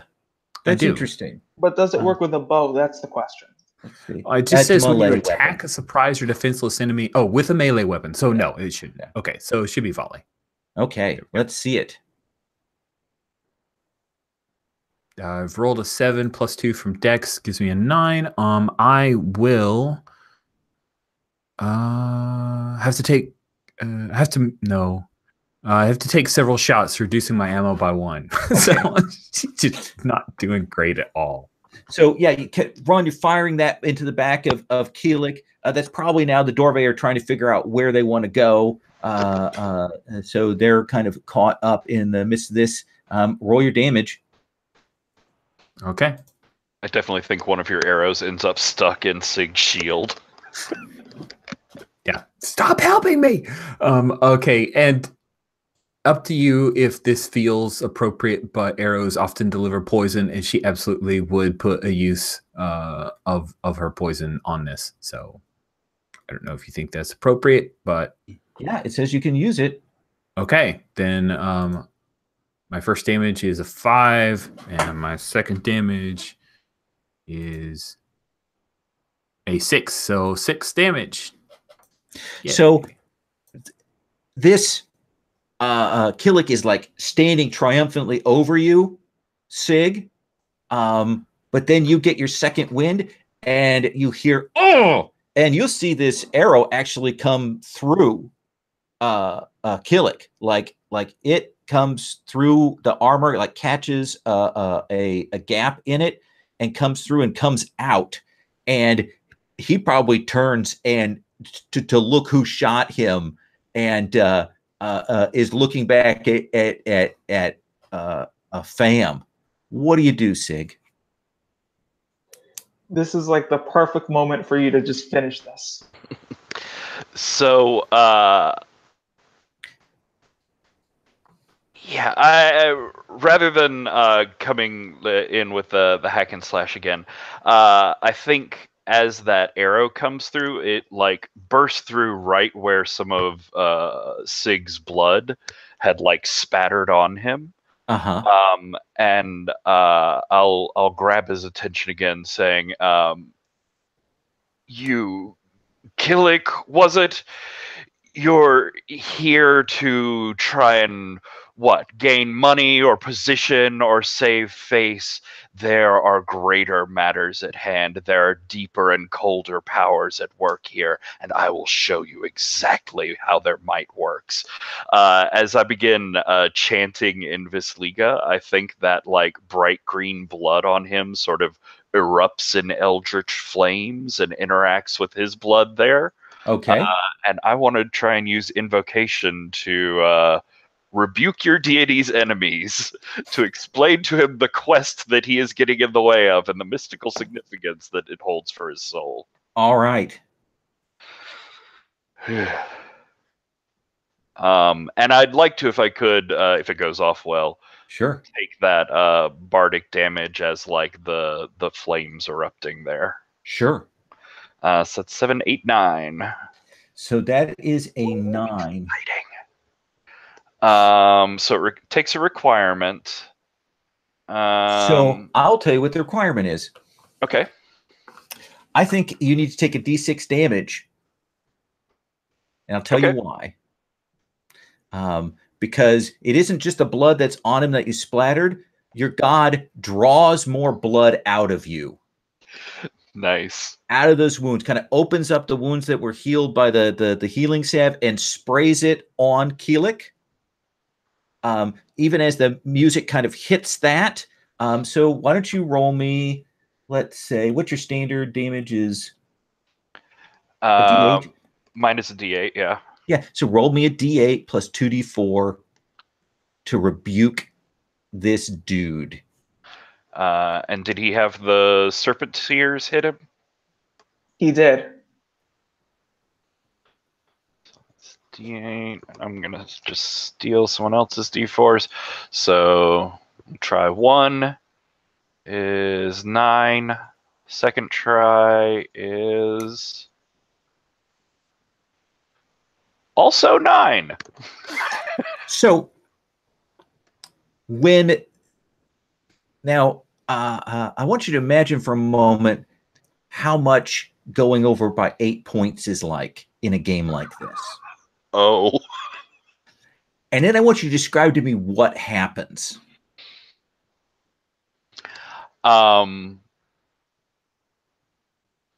Yeah, so I think he dismisses my words at first, and he's focused on Fam. Fam is right in front of him. She looks nearly dead. He can take her out. And he starts walking towards her, and every step that he takes away from me and the lesson that I'm trying to teach him, these like eldritch flames from that blood, this bright green flames, they grow more and more intense and bright until they like reach up from his chest in flaming tendrils and go in like through his ears, through his nose, through his mouth, as these like illithid style tendrils go up into his brain and make sure that he can't ignore the message that I'm trying to impart on him. And I think that body will then just immolate, just go up, whoosh, and you will see his equipment, sword, all that stuff will just fall to the ground, and Fam, your arrows will just kind of fall to the ground in front of you. Oh, I picked them up. Yeah, they're a little greenish now. In the quiet, I'll turn back to the others and just say, "Does anyone require me to repeat my sermon?" Well, we've got these guys that are still around as a danger. As you kind of turn back from that, I want to see what Turiel is doing here. So I think Turiel has heard the bardic song, and is kind of not quite in the midst, but is kind of in the midst of all of these people who are fighting. And Turiel, I think, sees our bard and sees the arrows being shot and sees how bad Fam is doing. And Turiel has that second healing potion in hand. So I think I'm going to try and make my way to Fam to hand off the healing potion. Okay. Tell me what that looks like between you two. What is the so does reaction? that require a move or anything, or is I that don't just think good? so. I think. Well, actually, I think we are going to have to defy danger because we do have those dudes as a threat present. Okay. So defy danger. What? Dexterity. Okay. Yeah. Okay. So the way that I'm doing that is I'm trying to duck in and out in between the people. Okay. And let's see what that looks like. That is an 8, flat 8. So I think what this looks like is, you see this cluster of people, and all of a sudden this white hand reaches out with this potion where Fam can grab it, but I'm in the cluster of the people, right? Yeah. Wow. That's cool. So yeah, they're kind of pressing you in, like they're going to try and take somebody out here. Fam, the healing potion gets handed out to you. Oh yeah, I'll snag that. That sounds great. Oh, thank you. Tell me now. We just saw the healing potion injected. What does the healing potion taste like? You actually drink it, Fam. Oh, it tastes like rancid cough syrup with a hint of mint. Yeah, old viscous Robitussin with mint in it that you kind of pour down your throat, and you'll feel your wounds start to heal. So that's 10 points back. Oh wow, that's a huge difference. That is a huge difference. Hexatroth, what do you want to do? Well, first off, I want to say for the first time in my life, I've questioned whether I should drink a healing potion or not.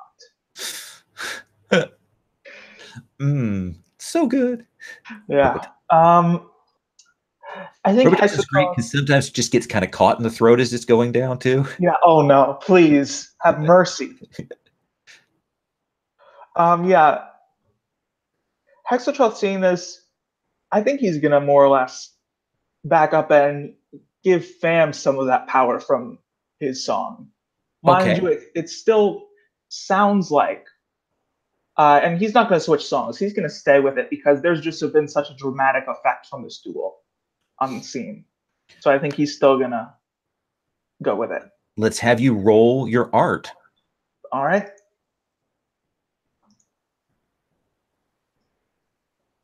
That's 9 plus 2, which is 10. Fam, this 2d4 forward is for you. Wow. So Fam, awesome. You chug that potion. You can see that Sig is kind of turning back his attention to these two other groups. You can see that Turiel is caught in the midst of them. What do you want to do? You feel the ringing in your ears of this song. Nice. Gosh, so I think I'm going to pop up and stand slightly behind Sig as he gives his dramatic speech, and I'm ready to be his second in this. We're going to take him down. Okay.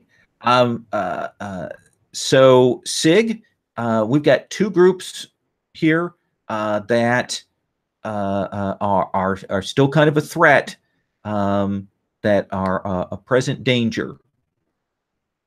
So what do you want to do? Fam moves over to back you up. Turiel's caught in the middle of one of these groups.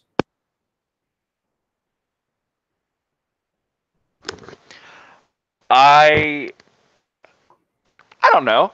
My gods just set a guy on fire in front of them. I feel like I still have the space for implacable faith, so I'd like to continue preaching at them about how that green cleaning fire will come to each and every one of them right now in turn, or later at night in their homes when it'll catch their whole house and family on fire as well and deliver them up to salvation, or they could just stop. I think actually, I think in terms of the fiction, I think this is going to be more the I am the law in terms of effect and positioning. right now, but I think you have the leverage and space to do that with the ignition of their boss.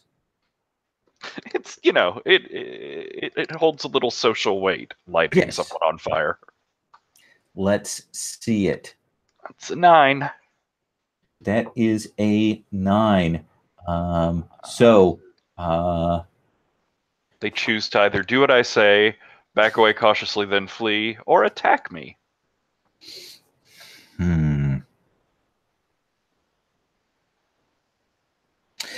I think that given the losses that these people have suffered, given that their wizard's not here that they thought was supposed to be here, they thought they were going to have superior numbers.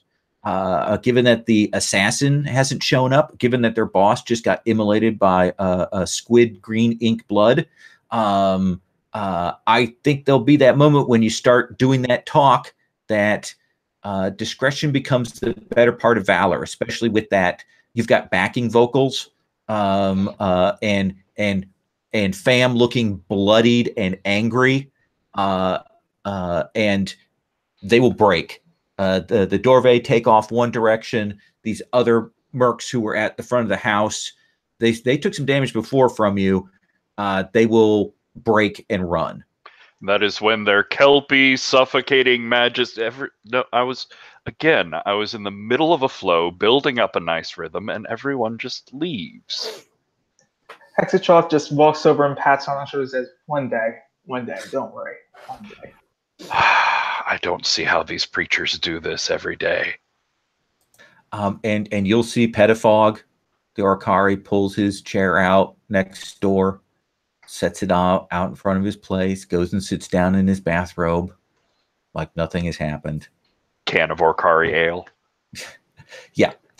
Let's take 5, and we'll come back with the aftermath and the leveling and all of that stuff. Sound good? Sounds good.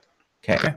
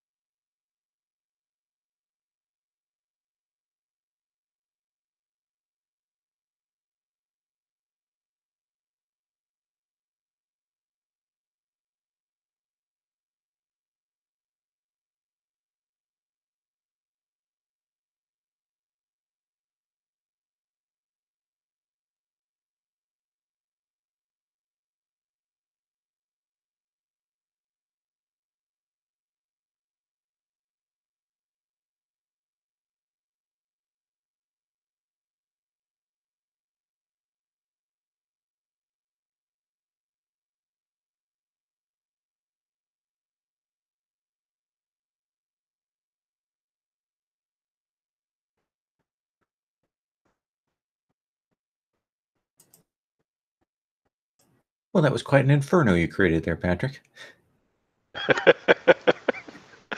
That was a really fun fight sequence overall. It took a while, but we got through multiple different scenes and locations, so I don't feel bad about that. Mm-hmm.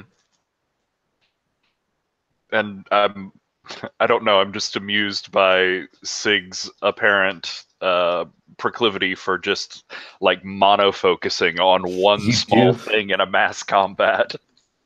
You do have that focus, and that is interesting. I'm going to, and I've got one more. You're like a Christian missionary with tunnel vision. You just like look at one thing, and you're like, I will recruit you. It's been interesting. I sort of worry about it because it almost goes sort of at cross purposes to some of the setup of the Templar in like protecting other people sort of realms, but I don't know. I'm enjoying it. I put the Mummers in as a guild since you guys met an actor. I put them on the list of guilds that you've. Yeah, I saw that their quote is amusing. I reduced the coin that we have by 1. Yes, thank you. I was going to go do that, so. I had added the Mummers as the Actors Guild at the bottom of the guild sheet. Yeah, I put motto, not in the face. Oh, yes, that was what I was laughing at. Yes. I put it in the wrong place. Patrick got it right. I did not. So it goes both places. Yeah. So what I want to do is to tell you that we've got one last guild move to reveal. I mean, it's kind of sort of secondary to what's happened here, but just to tell you that the Bonehaven, your rival museum, to reveal their action. They were working on discerning the strengths of the Sisterhood of the Forge. So I've put on the guild move sheet, the most recent moves are all in bold and presented there. So you can kind of see who is interacting with who. Let's do the mechanical bits of leveling up, if anybody had leveling up. And then I want to check in with everybody, sort of what their character's reaction is in the aftermath of this, who they talk to, what they're thinking. Does that seem like a fair way to handle that? Okay. So who is going to be leveling up? Patrick, are you? I leveled up. Yep. I took another plus to Constitution. But I also picked up the move, there is no war in Ba Sing Se, which I'm guessing is something like in one of Jacob's campaign particular things. Mm-hmm. But on the Inquisition move, I get to add the following option to the list, which is the NPC will willfully ignore all evidence that a particular event of your choice ever happened. Oh, God. All right. That is a pretty wicked one for this context. Yeah, that seems good. Fam, did you level? Yes, Fam leveled. Took would have been nice to have it before move of Underdog. When you're outnumbered, you have +1 armor. And Fam's decided it might be good to be more charismatic, so charisma going up from 15 to 16. So now Nice. that's a +2. Yep. And That's totally good. makes sense why you picked up that move. Yeah, it's time. Hexatroth, what about you? I wasn't really sure what to branch out to, so I was going to choose multi-class move, but I decided against it. Instead, I'm just going to go for the more generic, what was it? Eldritch Tones, which allows me to choose 2 effects instead of 1 for my art. Oh, that's very nice. That's a very nice. So I can heal while also getting the +2 D4 forward. Awesome. And Turiel, did you level? I did not. I'm 1 point away because I kept succeeding on all of my rolls. I know. I was hoping for some fails from you Yeah. to push that, but we will see. So we know that essentially the Worshipful Company of Fetchers is in bad shape. and essentially they are kind of off the map for the moment. They're probably going to be victimized by other guilds at this point. You all managed to get through that violent attack without suffering any damage to your guild stats or anything. There were some attacks, but you repulsed that quite nicely. That boxcars there was. Can I ask you a question real quick, just on Absolutely. a meta level? Yeah. Just because I find this whole Varkith setup interesting, and I'm thinking about using it in the future. But Sure. their attack on us, and then like our subsequent scene that we played through there, Mhm. that have an impact on their stats? Like, how did that play out in the mechanics there? Yeah. So there are two ways to do this. The sort of the quick way would have been for us to roll a resist attack roll for the violent attack that was triggered by your other move. Essentially, like a take a powerful blow would have rolled out of that. But I like the idea of playing it out and then bringing it and actually us seeing the roll there. But the actual impact, yeah, I would say that I would reduce the stats. There are numbers for how things would do. It's not exactly in the rules for that, but I would do it like what happens to them when they do an attack against NPC guild. What the damage would be. So, Cool. Yeah, definitely there are mechanics for resolving that out. Thank you. I was just I like that whole part of this. This was also sort of just an extension because we did do a resist roll and we did succeed on it. Oh yeah, that's right. That's right. We just decided to go along with it and sort of make it into a, it was a high risk, high reward kind of deal. We put our bodies on the line in addition to it and got a little extra boon from it, I would say. But we could have just left it at they didn't get into the building and didn't wreak havoc on us. Oh well, no. See, that was the roll that I had you make there as the stymied at the front door. That isn't the resist roll from the actual meta thing. It isn't? No. I did a custom move for that. Oh, okay. There is a resist roll that's a simple one that we could have done. That would have folded in everything that we did. Okay. But I wanted to play it out, and I thought it was more fun for us to get a chance to see it on the ground. And for me to beat up Rich's character, apparently. Like, holy shit. Sig, what is in the aftermath of this?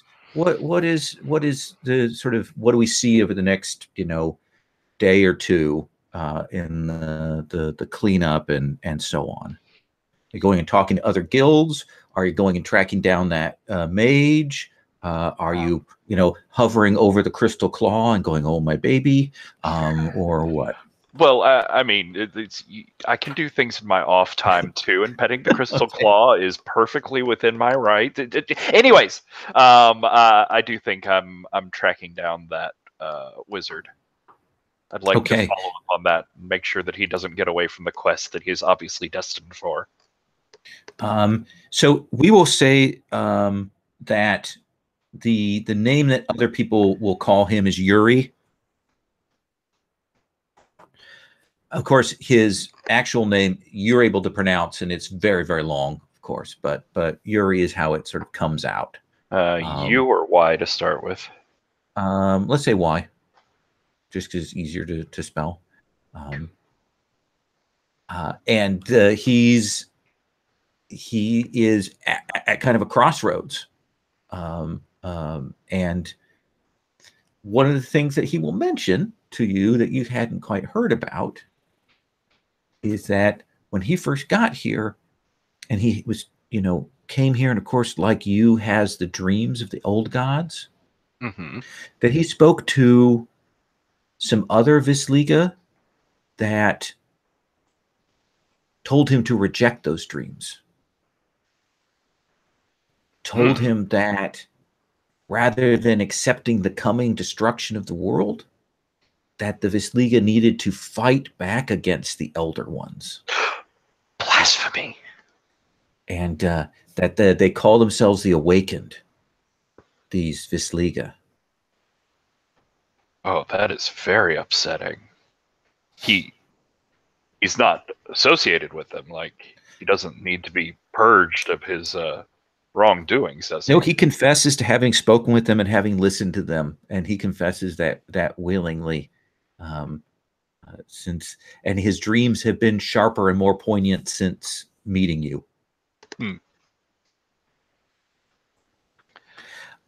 So let me come to Fam. Fam, what do we see from you in the aftermath of that? Well, Fam is thinking that Frictifrict and Sliver might be interested in capitalizing on the failure of the Fetchers to take us out. And she's not going to call in the marker because that's a whole guild decision, but I think she's going to put feelers out to see if they are in any kind of position to help with a counterattack.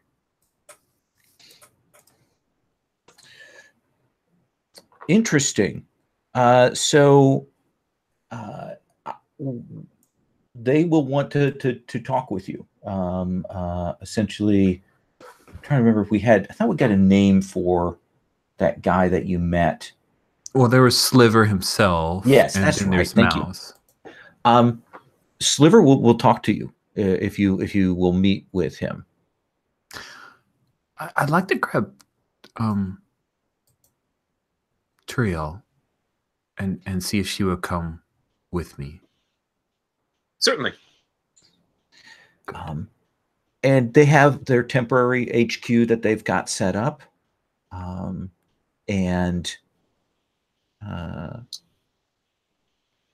they will come in and sit with you, and Sliver says, I understand that you had a significant encounter with the Worshipful Company. We did. And we are still here, as are you.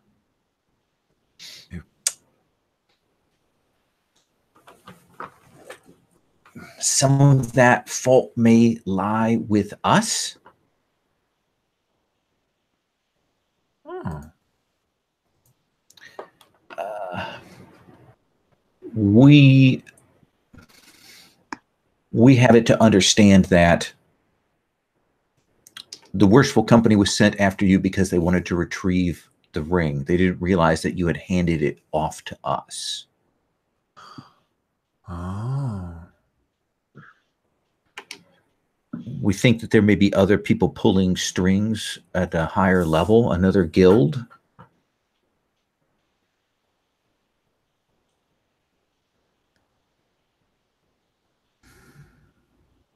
But we don't know the facts of that.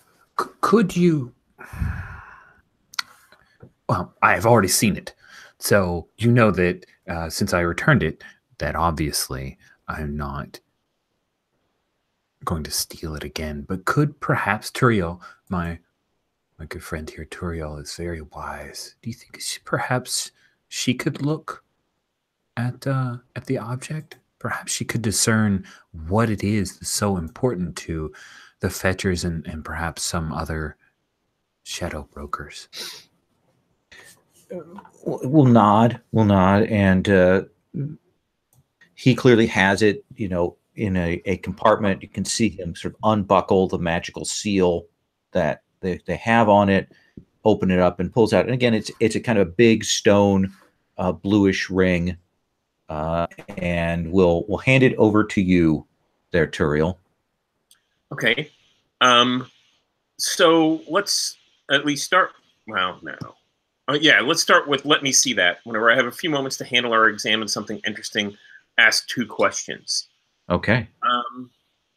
The first is going to be, what does this do? What does it do? It allows you to harvest dreams in an area. Like, you can pull in everyone's dreams within an area and then listen to or replay them for yourself. Ooh. And who made this?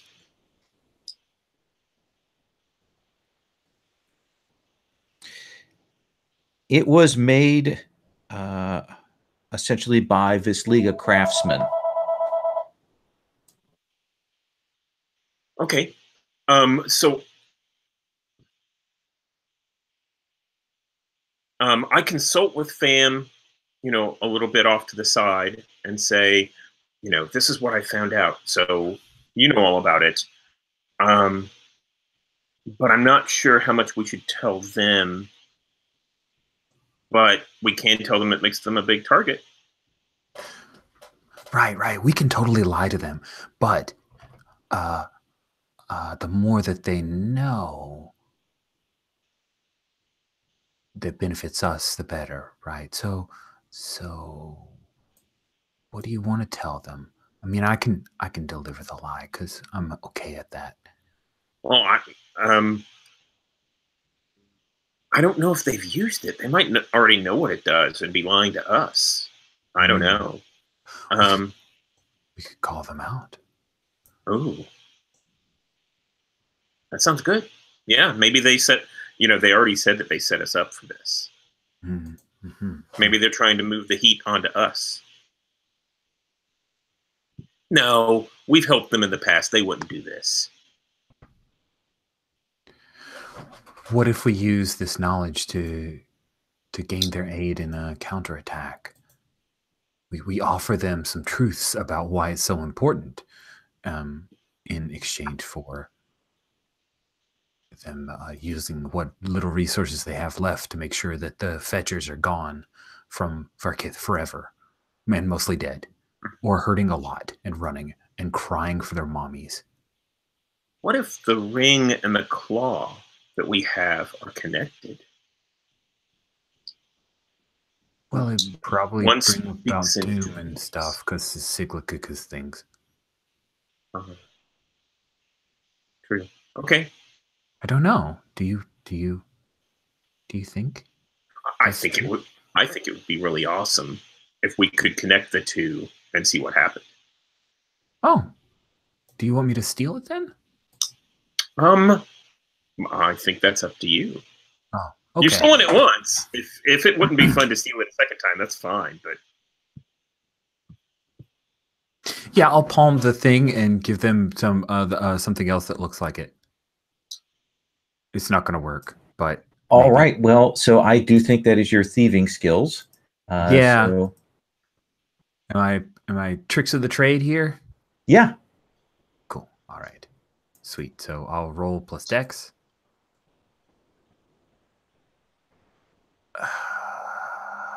So nervous. Okay. 6 plus 2 from dex is an 8. On a 7 to 9, you still do it, but the GM will offer you 2 options between suspicion, danger, or cost.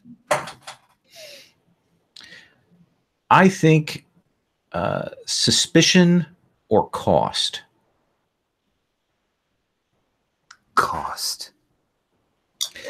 So there is that thing where you pawned it and you put it back on the table, and Sliver kind of looks at you and looks at Turiel and goes,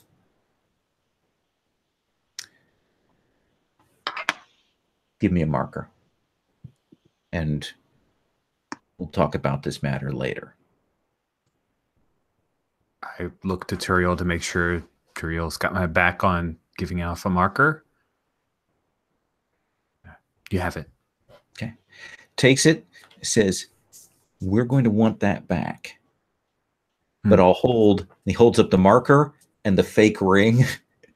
We'll hold on to these until then. She gives a big wink like, I planned this the whole time. Puts that down, pushes it off to the side. And you get the sense that probably not going to be willing to join you on an attack after that, but at least they're going to let you hang on to the ring. Sound fair? Yeah, sounds fair. Okay. Hexatroth, what do we see with you in the aftermath of this? Well, considering they didn't even get into the building, he's not worried about people us having lost anyone. Yeah. He is going to take a look around the what is it? Storage safe. I'm looking for the word, but basically, are more more expensive objects. Your vault. Yeah, our vault. And so you'll do that inventory when you go in to check that. That probably will alternatingly irritate and excite Lonsdale, your caterpillar accountant. On the one hand, he's maybe irritated that there's some suggestion that things were taken and he didn't note it. But on the other hand, he's very excited to show you and walk you through the inventory. Of course. You know, and it's there, yes, this, that, yeah, yes, that's it. Here we go. Did it. And yeah, you check it. It does feel to you like maybe there was some magical pressure, like maybe they Killick and others had some warnings to maybe try and break through your guild's defenses, but they didn't get anywhere with that. And it looks like everything is secure here. Wonderful. So we know that the claw is here. We know that the books are here. What else are you guys holding for someone? Because that's part of what you do is hold on to them and hand them off. Tell me about something that is in the vault that you're holding for somebody. Let me actually get back to you on that. Okay, I'll let you think about that. So let's bring the people back together sort of in the aftermath of the sliver conversation. Does that seem fair? Like the group and you know that those things are on the table. You know that the fetchers are kind of in a bad position. And you can kind of compare notes and decide what you want to do. I know there were a few things else that were on the table. One was taking that big journey to go check out that wizard's tower. Right. Another one, I know that Sig wanted to check in with someone who knew about the claw. There's also, of course, there are some things on the guild table that might be things you could take advantage of. And of course, there's if you wanted to try and finish off the fetchers or rope other people to helping you finish off the fetchers. Those are all possibilities. So that's just a quick in summary. I feel like it's not very often that you get the opportunity to knock out one of your rivals. So we should seize on this. I stole the marker bag, but then they caught me, so they know, but I have it. And I thought Toriel said that if we combo it with the crystal claw, that something super magical will happen. And we knew that you would like that, Sigilligilik. I'm sorry, who is doing what to the claw, the holy claw of my people, my elder gods, the holy divine? What are you? Why? It turns out that this ring also will capture dreams and allow them to be replayed. So what that means is that it might be related to the dreams captured inside the claw. And if we get back to them, if we get them combined, we might be able to discover more about what the claw does and how to handle it. There weren't dreams in the claw. There were souls turned to energy. I think souls he actually have had dreams too. And he actually had dreams about the claw. Yeah. Right, but we confirmed already that the souls were converted entirely and utterly. Right, I think he's talking about something else, tangential to that. Okay. What I know is this. The claw is a danger to the Felgrith and the Imp, whereas the ring itself, from the sound of it, has the potential to manipulate the Visliga by manipulating their dreams. A danger? A danger. Imagine what would happen if you didn't actually have your dreams because someone else stole them. Well, yes, but why a particular danger to your people? I didn't hear anything of this. We're literally half souls. Well, yes, most people are. That is the general consensus on religious theory. No, I'm talking about physiologically.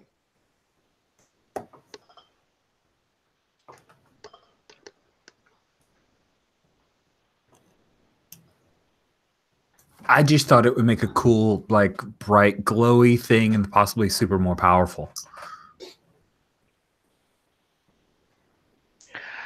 I do like the idea of using this to investigate the claw further. I do think we need to learn more about it in any way that we can. That is obviously why it was put in front of me. Nice. So I think that what Turiel wants to do is take a volunteer like Sig, and whenever they're sleeping, concentrating on the claw, use the ring to try and connect the two.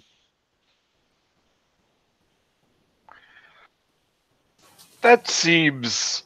I'm so excited. I am proud to be part of this plan.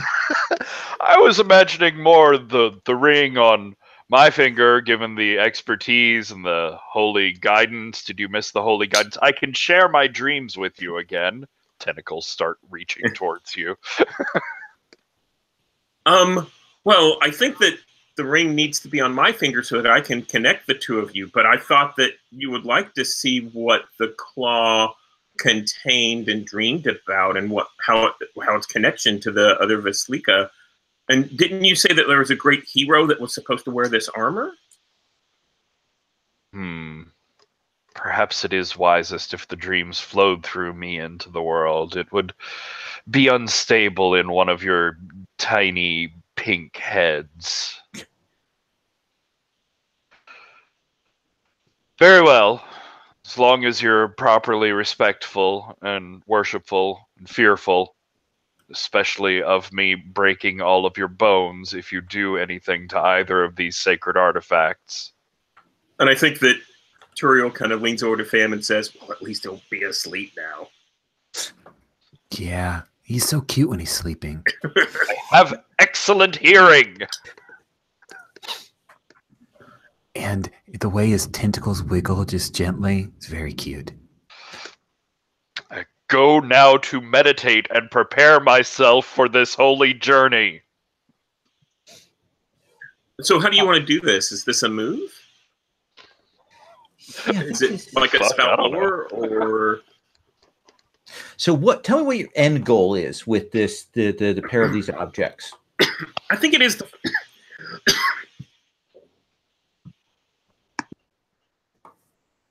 I think it's to, like, dig in information about the claw, maybe see what the spirits around it know. Is that sort of what you're going for? Yeah, that's exactly it.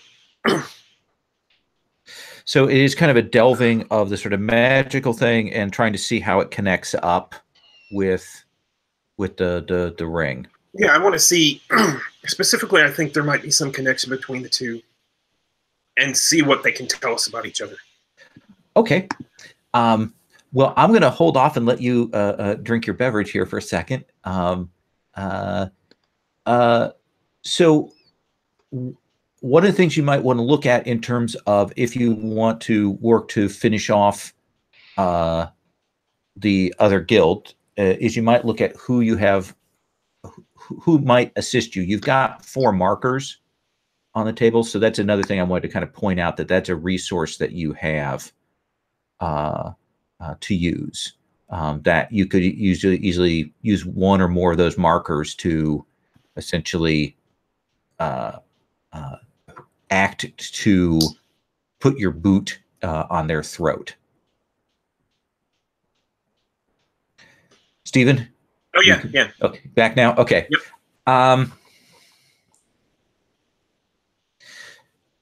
Well, I think Discern Realities, Okay. our namesake podcast, is probably the best thing that we're going to be rolling here. Does that seem fair?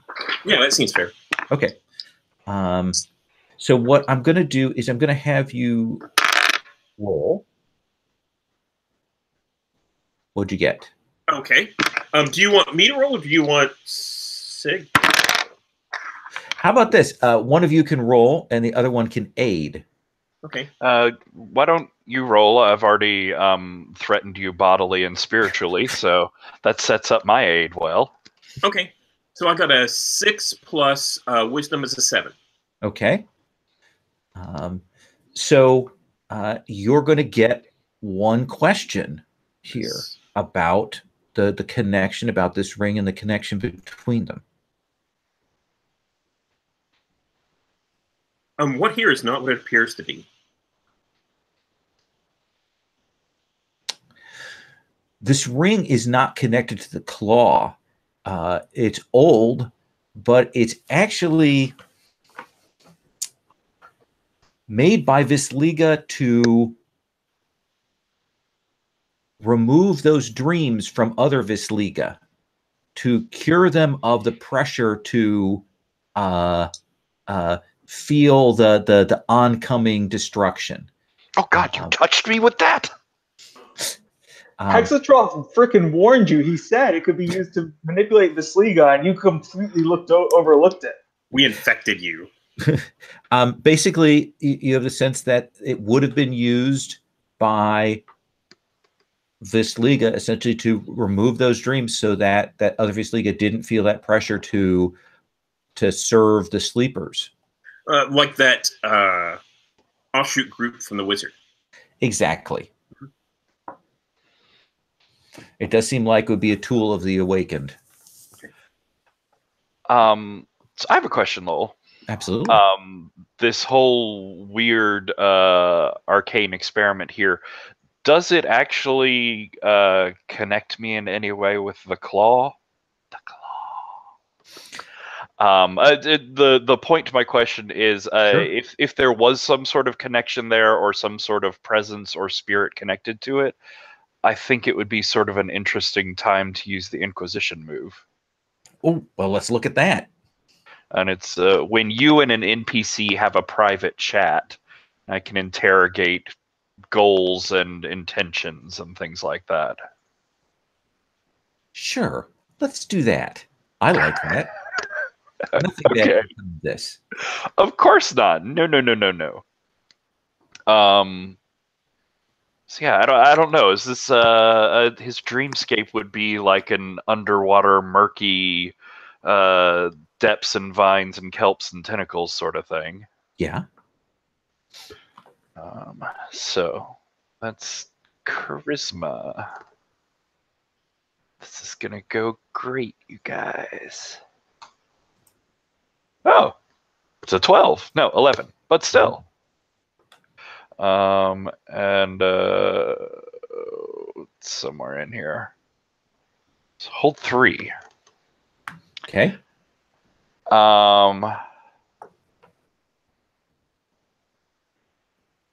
So I'm really disturbed by all this talk of like heresy and Visliga turning against their proper purpose, and this evil ring that I'm starting to have questions about here in my holy dream.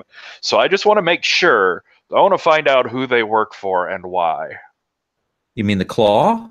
Yeah, or this spirit attached to it, whoever I'm contacting here. Well, there's no spirit necessarily attached to the claw. You're kind of delving the history of it in some ways. Okay. So what is it you want to know?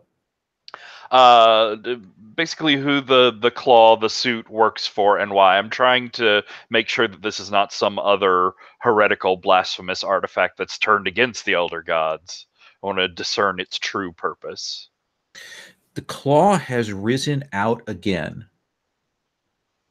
because the other pieces of the armor will appear, because a Visliga has arrived in Varkith who has the deepest dreams and can awaken one of the sleepers.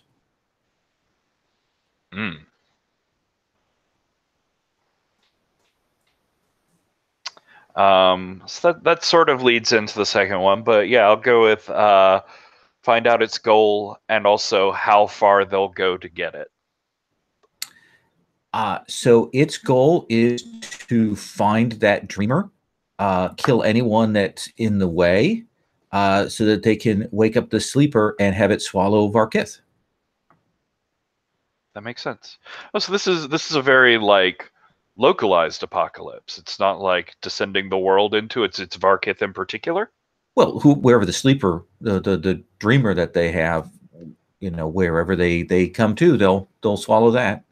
Well, I mean, one believes in gods. One hopes that Armageddon involves like all of everything, sky and fire falling from all places. But I'm pragmatic. I can accept the fact that we have to start somewhere and spread the holy destruction. Go on. You have dreams of childhood, it's that sort of thing. Put away childish things. Okay. Find out if they're hiding something, and if so, what.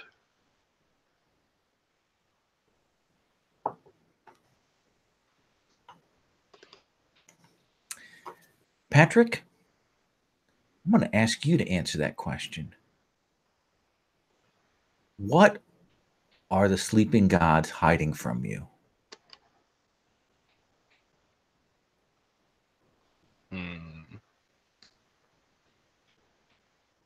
Can we circle back around to that? Absolutely. I'm going to let you chew on that. Cool.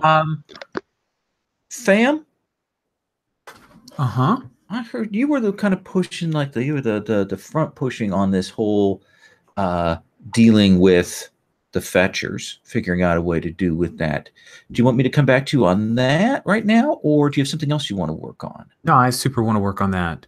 Okay. Question: Did Killick escape? Oh, Killick is a pile of goo. That's I just wanted to triple check on that. You pulled the arrows out of the goo that was his corpse. Yeah, he's dead. He died in front of you, trying to kill you. Thought so. I burned was up. just afraid that he'd come back. Nope. Like a bad sequel. All right. Thank you. Yeah, it's time to finish them off. Okay. I think that needs to happen. So let's call in some markers and make us happen. Who do you want to go call in? Well, we know that the slivers are not going to help us out. Who do we have markers on? You have Atelier Sunny. Multitude, Atelier Sunny. Yep. And of those, who's the toughest? I think the Lawkeepers. Yeah, I think I would like to, and of course I'd run this by the guild to make sure, but I'll be the point person in negotiating to call in a marker to have the Lawkeepers go after, basically to break the Fetchers Guild charter apart. All right, that seems good. Well, wait, they're the Lawkeepers. They're super legal, but they're also tough as hell, right? So we can just have them go just kick their ass. So I'm okay with that. Let's just do the bloody vengeance. That certainly makes sense to me. Let me get. There are some names they have for the people here. So you will meet with a Eam, not unlike yours, but differently shaped, differently colored, differently hued, much more solid looking. And his name is Words Wrought in Steel. Nice. That is a totally intimidating name. And by wrought, you don't mean like decay. Correct. Just checking. So what do you suppose the Lawkeepers like token they gave you looks like? I mean, it's got to be on brand, right? So it's like a gavel and a sword crossed. You know? And made like black iron kind of thing. Yeah, it's the weirdest, heaviest. Convenient. Yeah. So you and Words Wrought in Steel says, "Yes, we owe you. We know that. What is it, fam of the Twilight Gallery, that you would have us do to repay our debt?" Words Wrought in Steel, the guild, our guild, the gallery, call upon this marker to have you finish off once and for all the despicable, worshipful company of Fetchers. They have lost their leader. They are a danger to all of Varkith now as they lash out. It is best to put them down like a mangy dog.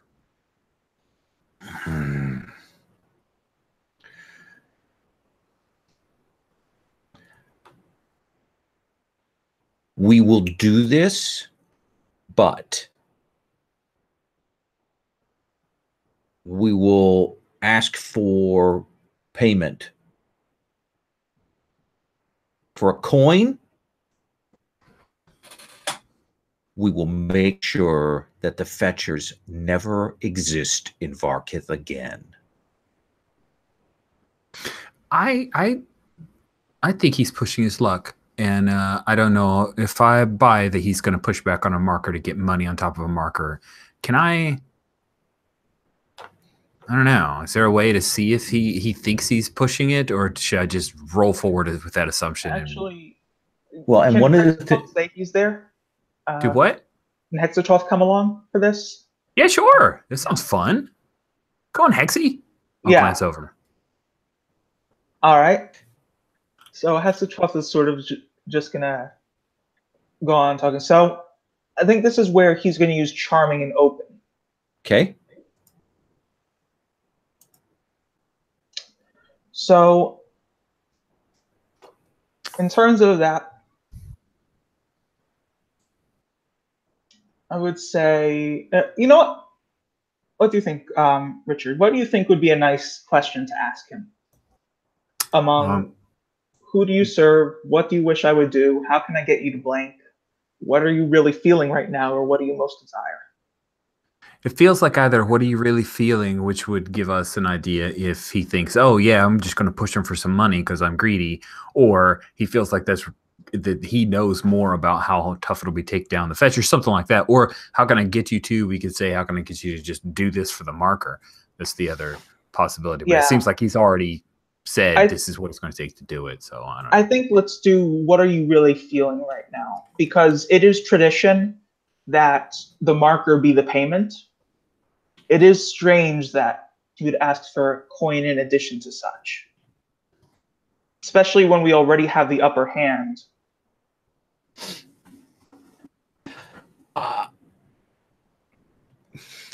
Words Rotten Steel is,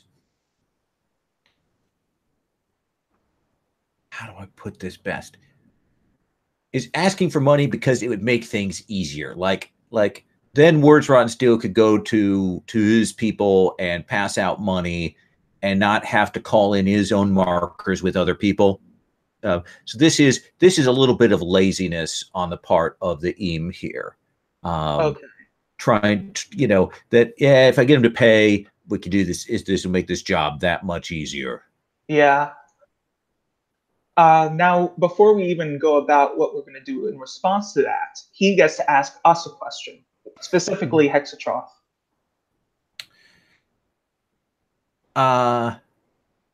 Let's see.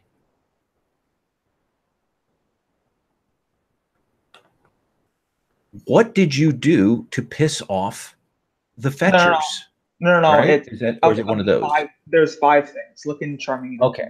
I mean, what could I do to get you to tell me what you did to piss off the Fetchers? There we go. Hexatroth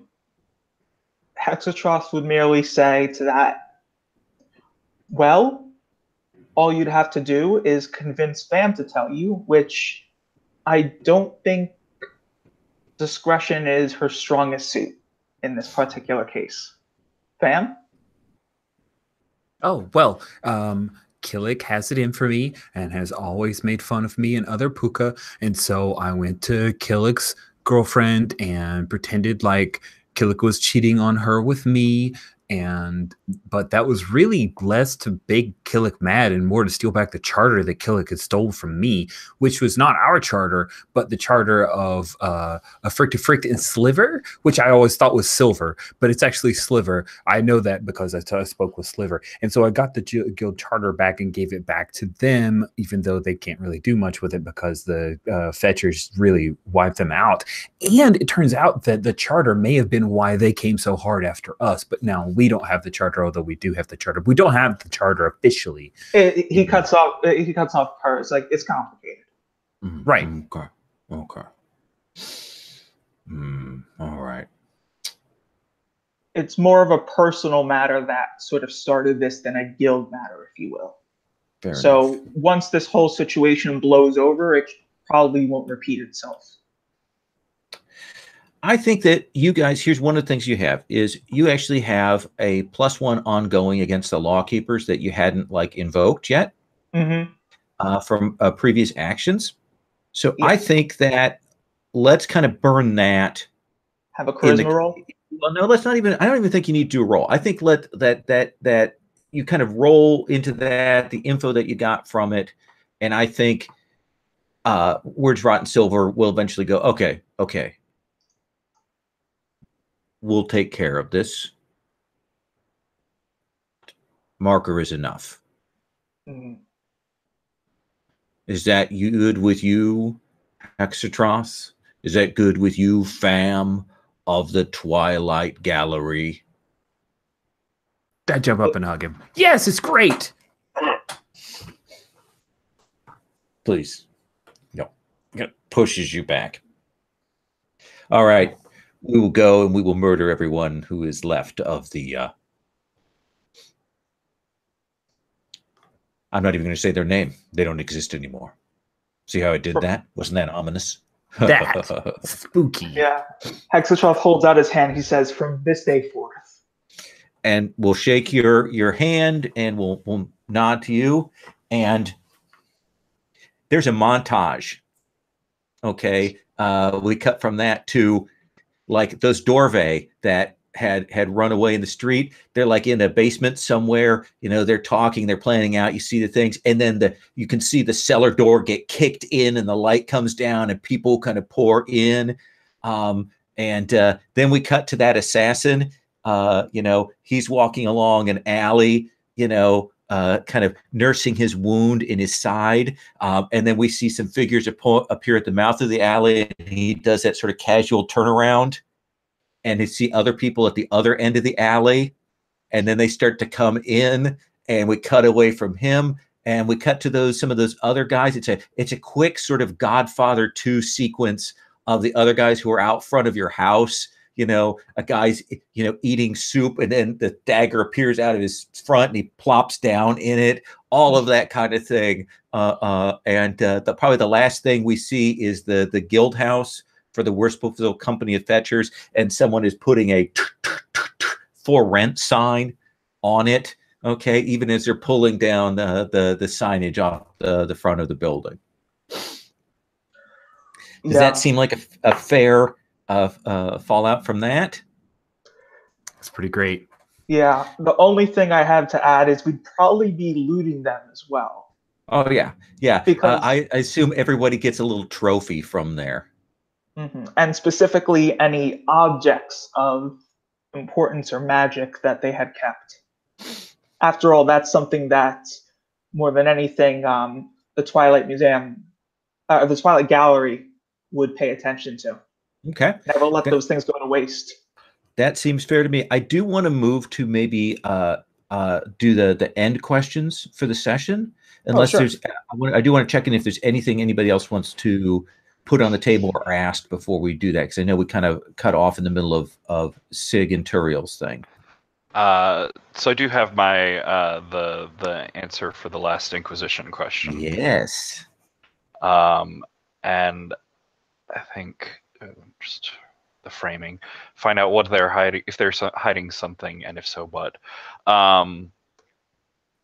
So I think what it is why this thing needs a hero in Varkith, why the elder gods need to take Varkith first, is part of a very long play deal and plan unfolding of, I think they gave the Green Lady herself some bit of power or magic or connection that she needed to tie everything together in the time of heroes when she was forming Varkith. And so now that it's matured and grown and ripened over time, they're here to, or I suppose the great dreaming hero is here to find her body, dig it up, and return that power to the elder gods so they can manifest through Varkith. Wow. Okay. Come for the guilds, stay for the reaping. All right. Sounds good. Anything else from you, Turiel, now? Not really. No, I think that was all good. Okay. That was fantastic. Let me ask you this, Turiel. Since this is a dream that your Visliga friend has in invoking with this communing thing, do you watch those dreams in the ring?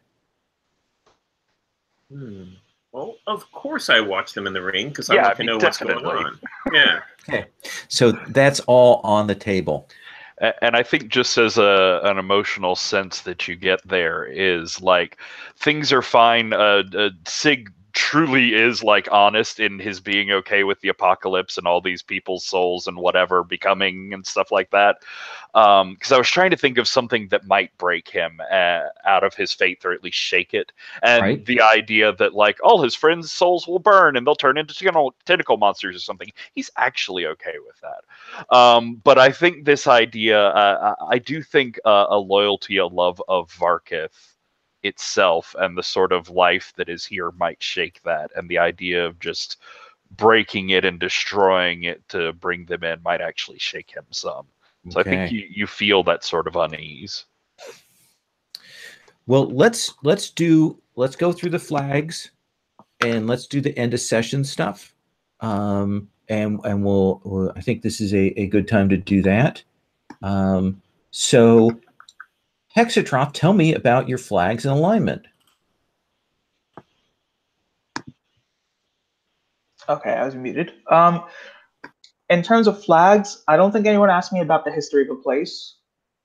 Correct me if I'm wrong on these things. I should have. Dang it. I don't think anyone helped me unearth hidden lore about someone who is dead. But I do think Fam did defer to me in the talk and the Lawkeepers. Oh yeah, that was a good one, and that was one we hadn't hit yet. So it's nice to see that. Mm-hmm. Okay. So Fam helped me with that, and that's more or less my flags and alignment. I think I definitely did perform my art to aid someone else. Absolutely, I got involved when I could. Very literally. So points on those. Turiel, what about you and your flags?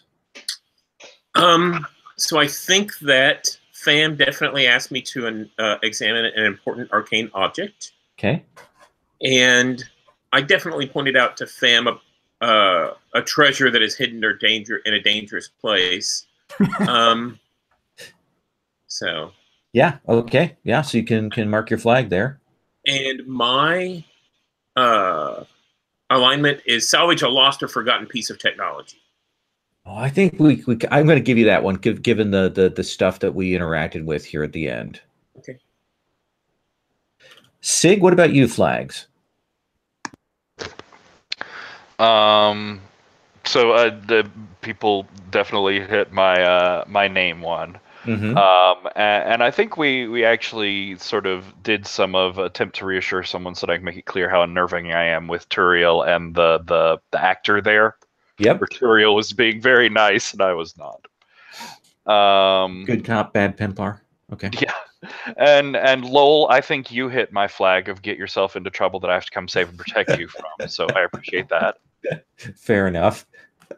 And it wasn't as explicit, but I do think that whole agreeing to do the experiment and going in with that thing sort of hits around Turiel's ask me to fix something that is broken.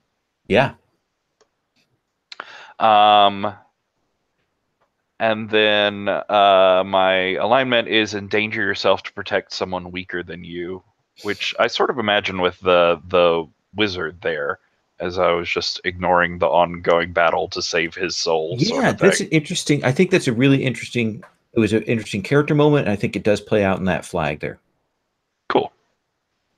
And if even if that one was challenged, you help Fam. You say Fam's. Oh yeah, So there you go. Fighting alone against that horde out in front of the building. Poor Yep. Molly inside. Fam the Puka flags. Believe and act on a lie I've told you? I don't know. Maybe not. Maybe not. I don't think any player characters acted on my lies. Allow me to challenge your faith in a deity or institution. I don't think I challenged anybody's faith. So yeah, but point out a treasure. Definitely Turiel hit that one. Absolutely. Yeah. No problems there. And the alignment is leap into danger without a plan. What do you think? I'll just turn back and attack this assassin by myself. Yeah. Okay. All right. I'll take it. Yeah, because you didn't even have a chance to get a plan. You were just like, I'm going to get this guy. Yeah, and then I'll switch to hack and slash because that's smart. Did you learn something new or important about the world? I think yes is going to be my answer for you guys. Definitely. Did you overcome a notable monster or enemy? Yeah. Yes. Yeah. We took out a whole guild. I don't think you looted a memorable treasure because even the things you would have found in the guild house would have been sort of minor trinkets and things. But doesn't I think the ring count as a memorable treasure that we looted? Ooh, I like that goob. Okay, yeah. How about we push that envelope? Yeah, I'll give it to you. Get a third yes. Because we never said we were going to actually give it back. True. We did say, but we clearly Fam has ideas of her own when it comes to shinies. And I think it's perfect given the urban context of the setting to call that loot in that case. So I think that works. Yeah. So any questions? Anything? What I'll do is next time we'll kind of take a minute to talk about, okay, what do we want to do in this final session? What we want to accomplish? Do we want to go into a particular task or so on? We'll kind of do that OOC and play out from there. Does that seem like a decent way to handle that? Yep. Okay. Because I know we've got some stuff with the claw and things we might be able to follow up on that, or some of the other stuff. Do you think we need to do another guild turn next time, or is it okay just to roll out from the stuff that has been established from this turn? I'm actually tired of guild turns right now. We have so many things to do. Yeah, that we haven't gotten done. They're supposed to go like every 2-3 sessions, so there's some room. I do enjoy them, but I think we still have a lot to play out from this last one. Yeah, we'll take a look at some of those blue bold things that may give us some stuff to play on, but we'll definitely try and focus in and get further. Well, thank you everybody so much. Thank you. I had a good time. That was so good. We're going to try definitely end of next time to do a little bit of Roses and Thorns, since we'll be the last session. I want to get at least a little bit of that, but we're getting up close to my end time here. We're a little bit over. So we're going to do that. Thank you, everybody. I'm going to stop the broadcast.